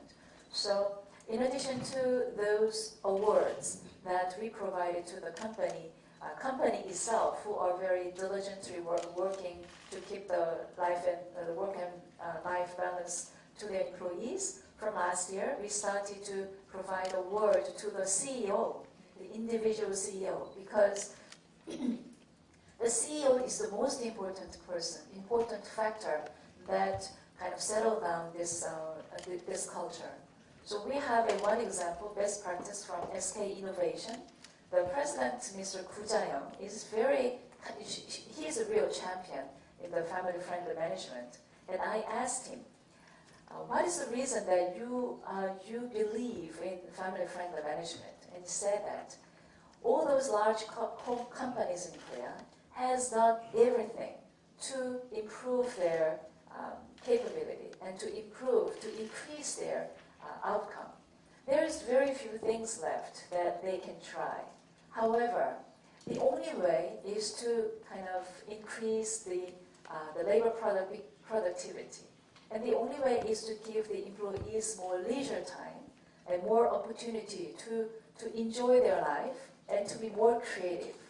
So in that sense, he's tested the family-friendly management, and it turned out that they have multiple times of more ROI and the less rate of leaving, the employee leaving their companies. So I asked him, please tell me in number, what is the benefit of doing the family-friendly management? Because I need numbers to persuade the other CEOs. And he told me that before he was certified as a family-friendly company by our ministry, the competition rate for the entry level was 100 to 1. And after certification, it suddenly became 1,000 to 1. So he asked to the candidates, why did you apply for our company? And most of the employee candidate answered, I'm not sure about what is the family-friendly certification. However, that has an image that, wow, SK Innovation is not only interested in growing their company only, but also interested in helping those employees and building up their futures. So that is a goodwill, added goodwill to the company. So this is something that we can persuade the companies to follow and to comply, to take this measure. I hope if there are other companies, you can actually help your company achieve these. Not only the CEO, but if you're an employee, you can make suggestions and you can help your company achieve this kind of family-friendly atmosphere. Just to add, and I'm going to throw open the questions so that I know that I can get some of your questions in now before we close off. But just as a CEO, I think as a former CEO, you have a little bit of both. I think you have women who, family-friendly atmosphere, and therefore gets men and women both encouraged to do more.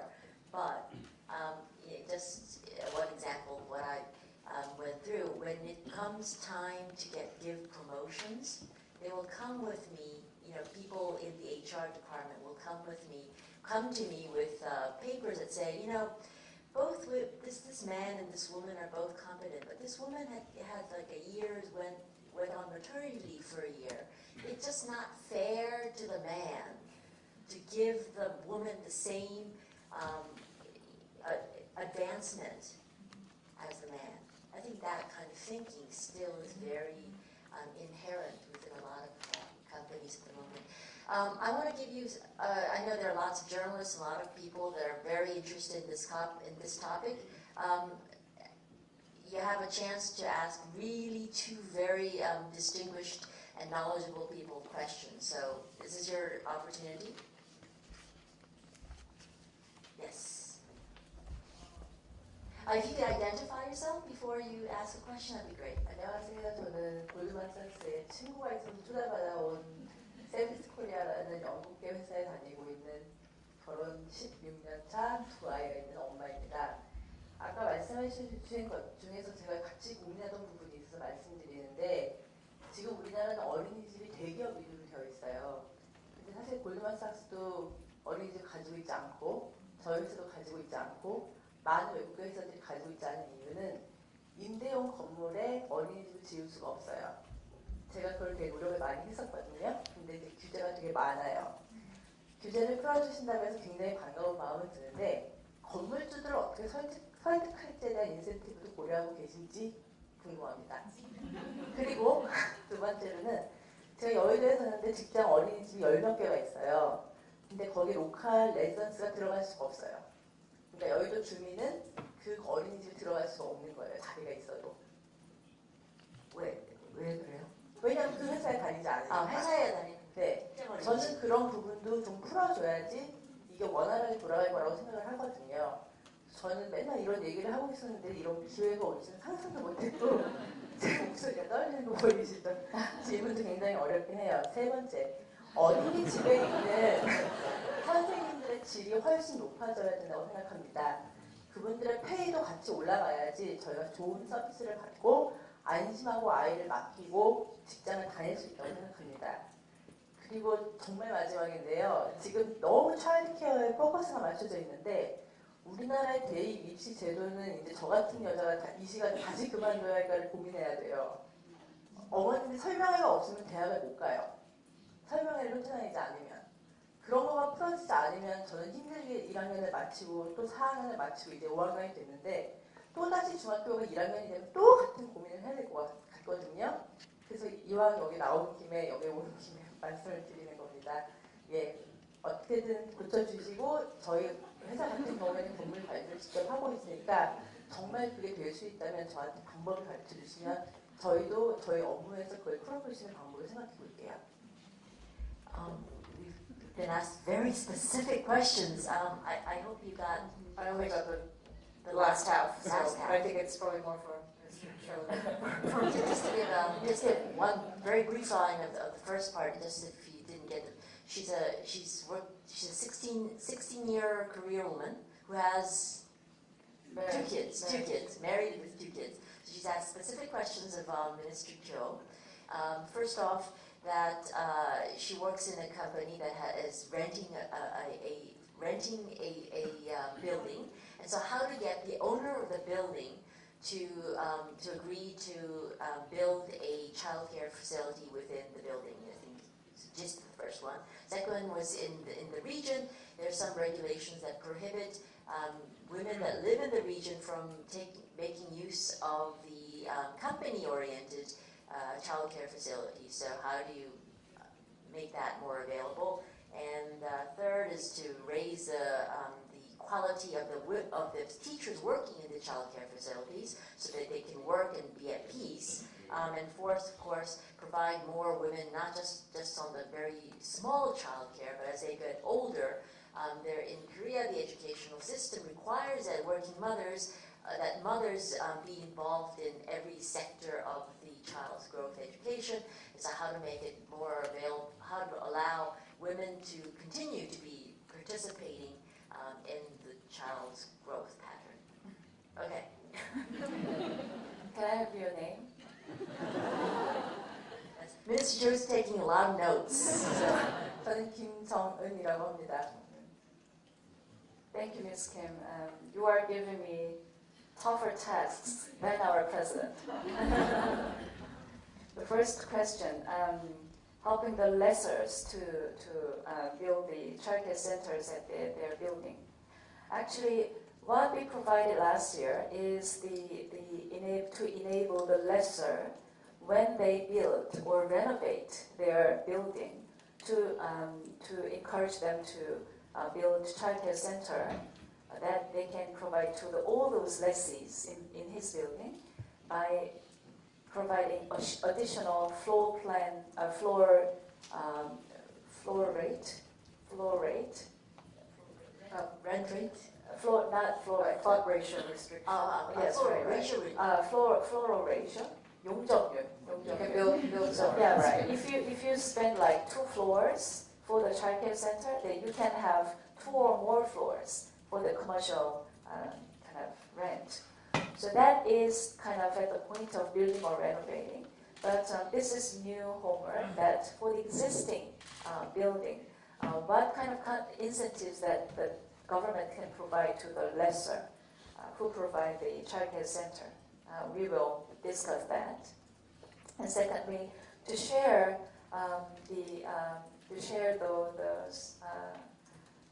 the seats for kind of with the residents by the company. It's very hard for the companies, for the private companies to ask them to open their doors to the public, to their of their childcare centers. But many companies who have adopted a internal guideline to have like open 30% or 20% of their total capacity to their small size company who is working with that large company. So that is kind of a coexisting effort is very, very welcomed by the government.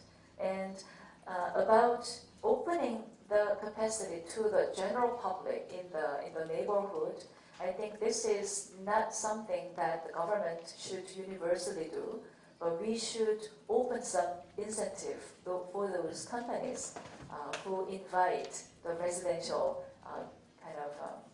kids to their place. And this is the second task that I'm given.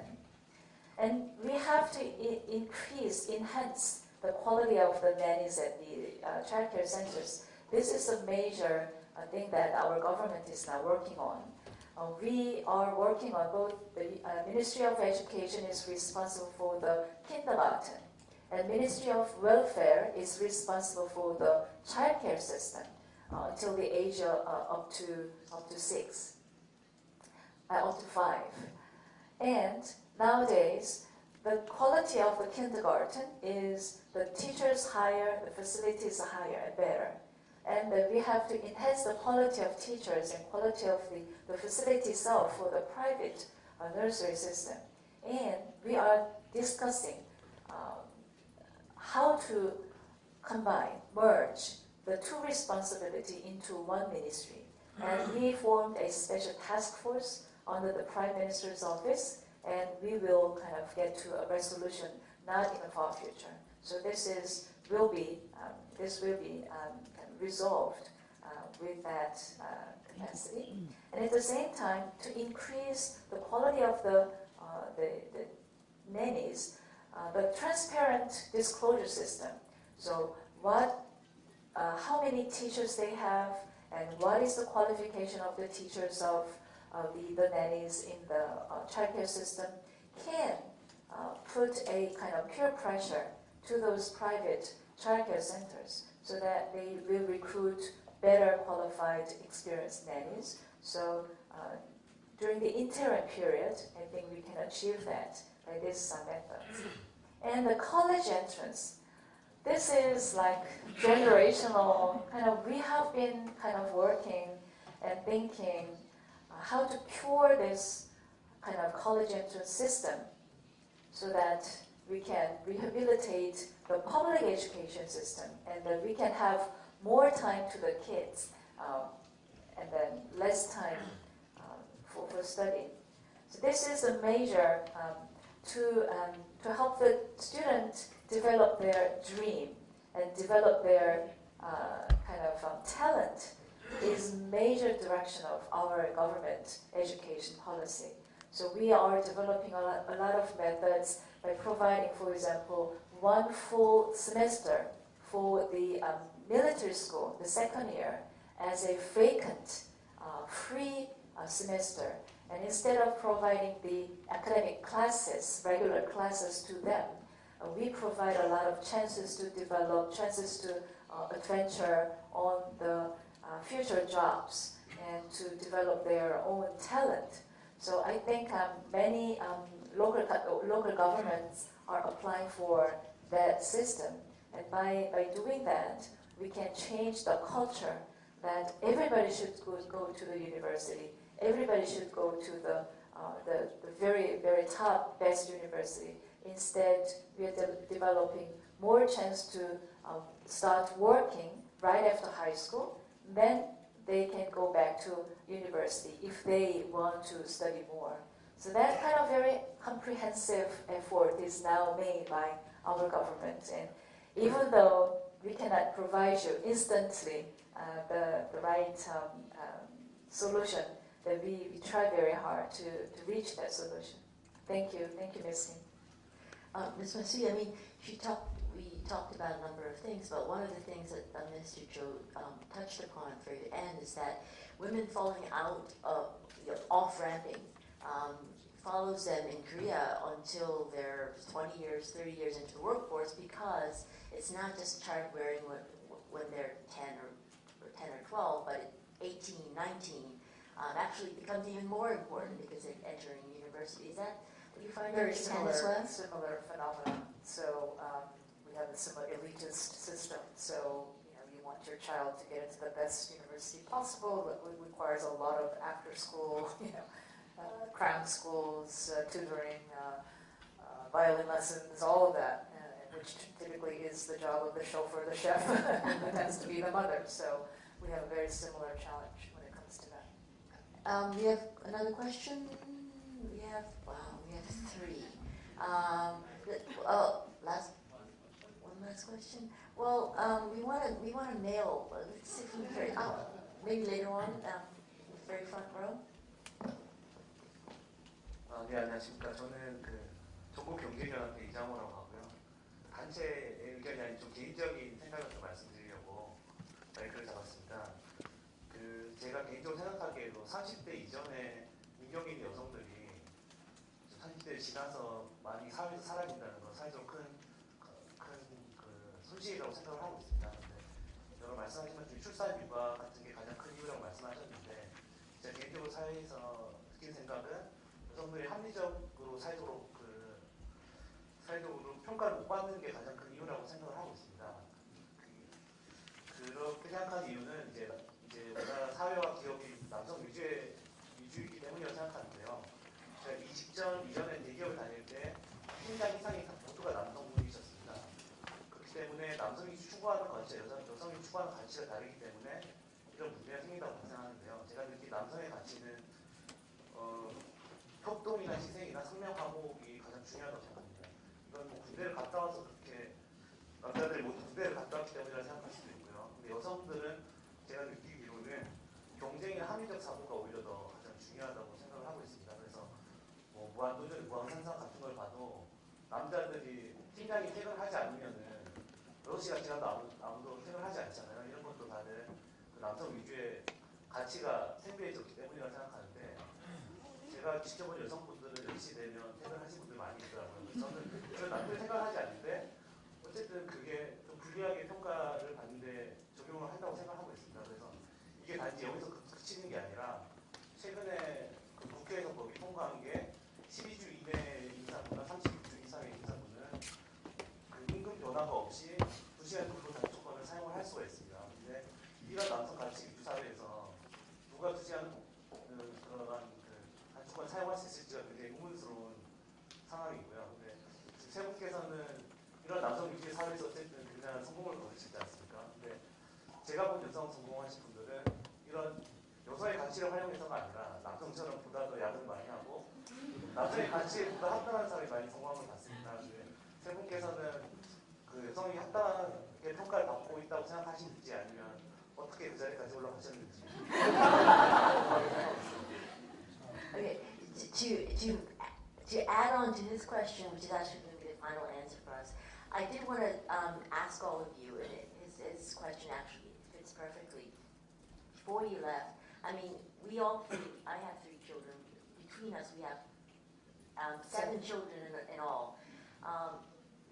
We had to go through a lot of moments where there was the temptation or the threat of us having to leave the workplace. What got you through?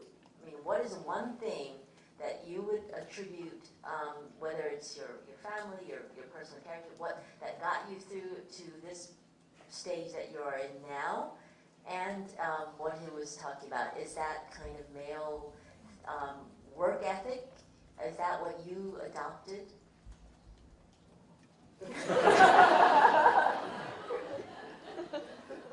Well, as the COO of Facebook that many of you know, Sheryl Sandberg, we did a conference together in Tokyo last summer. She got the same question, and her response is my response, and that is selecting my partner was probably the most important decision. Listen well, ladies. Yes, Yes, very important. Yes. But I would add to the selection of my husband, who tolerated my wanting to stay in the workplace. I also have a wife. I have a nanny who's from the Philippines, and without her, I would not be here. And so I don't have any relatives nearby. I'm American. I'm from California. My husband's German, so it's very complicated. And without an extra pair of hands, there's no way I could ever raise 2 children. And so the practical realities of being a parent, you just need help. I'm very honest about that. And so Japanese government, I know immigration is a very touchy subject, but when you're running out of people, you do need to think about realistic options and alternatives. So. Mr. Cho? Actually, I think I have three factors. The first one is that I have the luck to have great nannies. The first nanny worked for me like 5 years. No, 7 years. And the second nanny is now living with us for 10 years. And in between, I had a kind of a period that I had to change a lot of nannies.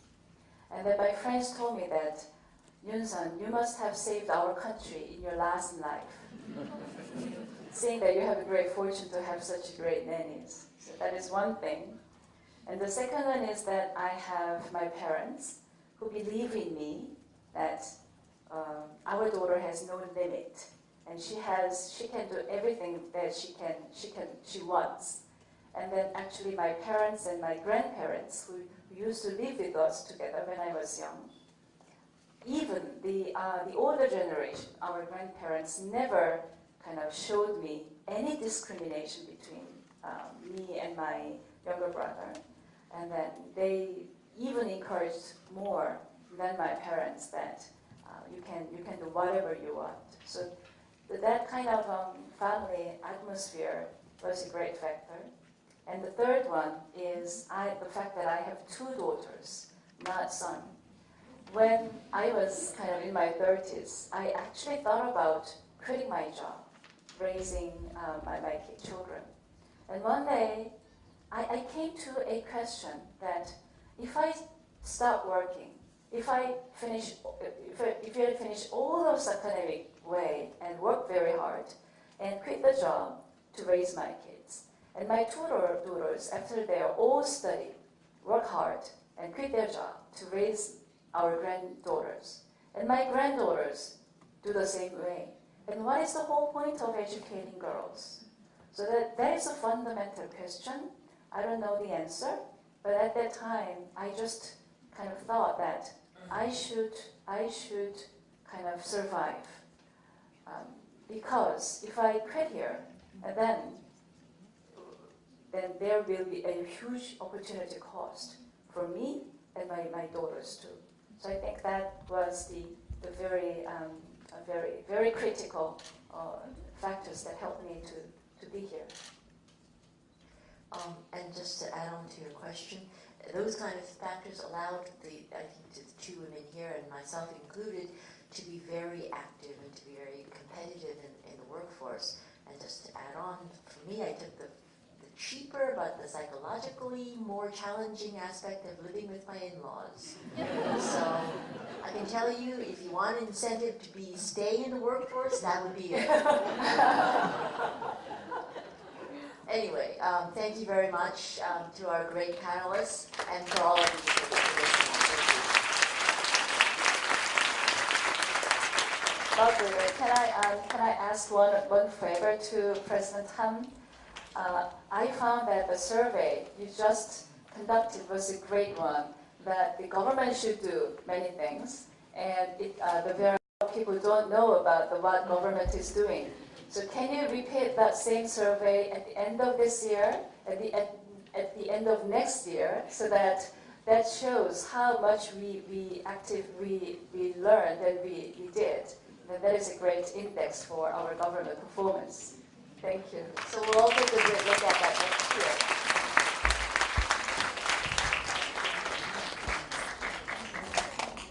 year. I'm sorry.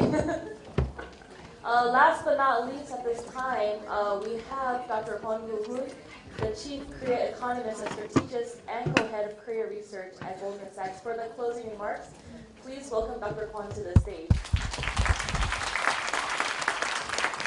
Thank you. I prepared the 4 pages of concluding remarks, but I showed it to 1 page, so just hear me out. Let me first thank to our distinguished speakers, Mr. Cho, Kathy, Dr. Go, and for your inspiring and very passionate and so provoking presentations and discussions. Thanks to the audience as well for your interest and participating in the discussion. We also thanks to Dr. Ham, Ms. Son, and Johnson Daly for their excellent preparation and moderating. I guess we have learned a lot today. The 4 R, which I never heard before: recruit, retention, restart, implementation, the M curve, L curve, 3 musketeers. So I'm the guy who knows what you are doing. After hearing that, after hearing what Minister Joe said, I wish I had $2 rather than 1.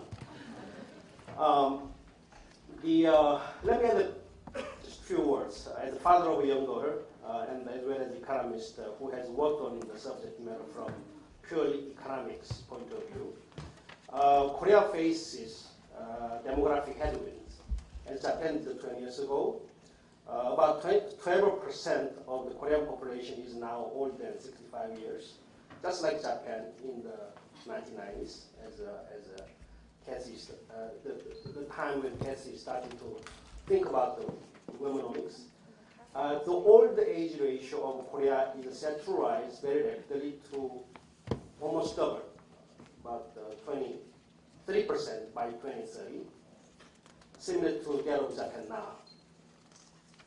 So Japan, just like many other countries with similar demographic cycles, try to overcome or mitigate the demographic challenges in part by empowering women. Some progress has been made in Japan, but we learned today from Kathy that Japan seems to have a lot more to achieve in this area. If handling demographic challenges and empowering women was very hard to Japan, I think it will be equally difficult for Korea. That said, I think we have 2 main advantages in Korea. First, Korea has a latecomer advantage. Korea could learn from experience of other countries, both failures and success. Today's conference was an excellent opportunity to learn what worked in Japan, what did not, and what Korea should and could do. The second, the external environment for womenomics in Korea seems to be a bit more favored of Korea now than Japan at the time. Aging society created 2 serious problems to economic growth. First, people spend less because they are old. And second, people also work less, which means that less demand, less supply, which create a vicious circle, as you have seen in Japan. What Korea faces externally now is a global market that is much bigger than before. Thanks to globalization, free trade, and entry of former socialist economies like China and Russia, to the world economy in the 1990s. This means that Korea could continue to tap a growing external demand, which was not actually the case with Japan in the 1990s, as Japan was rather big at that time, and the world was a bit small. Japan at that time accounted for 17% of global GDP, and together with the United States, represented half of global GDP. But in comparison, Korea now accounts for only 2% of global GDP or 3% of global trade, even after this spectacular growth of the last 5 decades.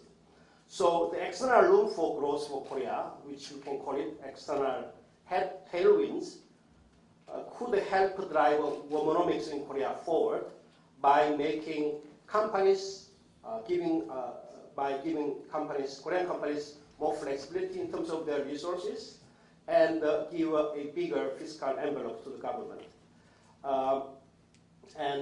This could unleash the huge potentials of a very, very talented Korean woman and fill in rising demographic gap in the workforce.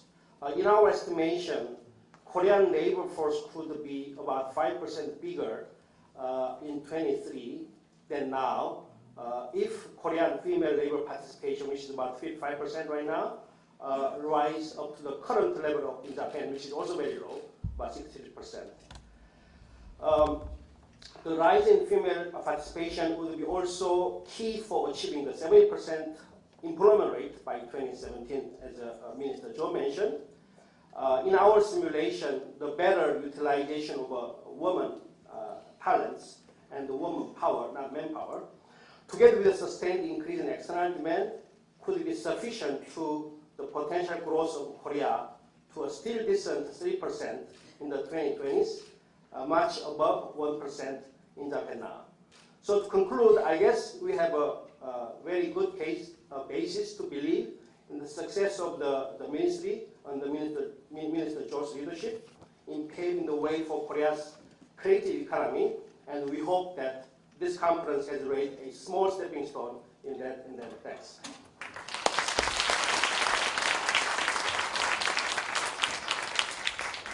Thank you, Dr. Pan. That concludes our event for today, and I would like to thank everyone for their participation. I believe most of you have received a survey or questionnaire to fill out, and we ask that you return those before you leave. Thank you very much.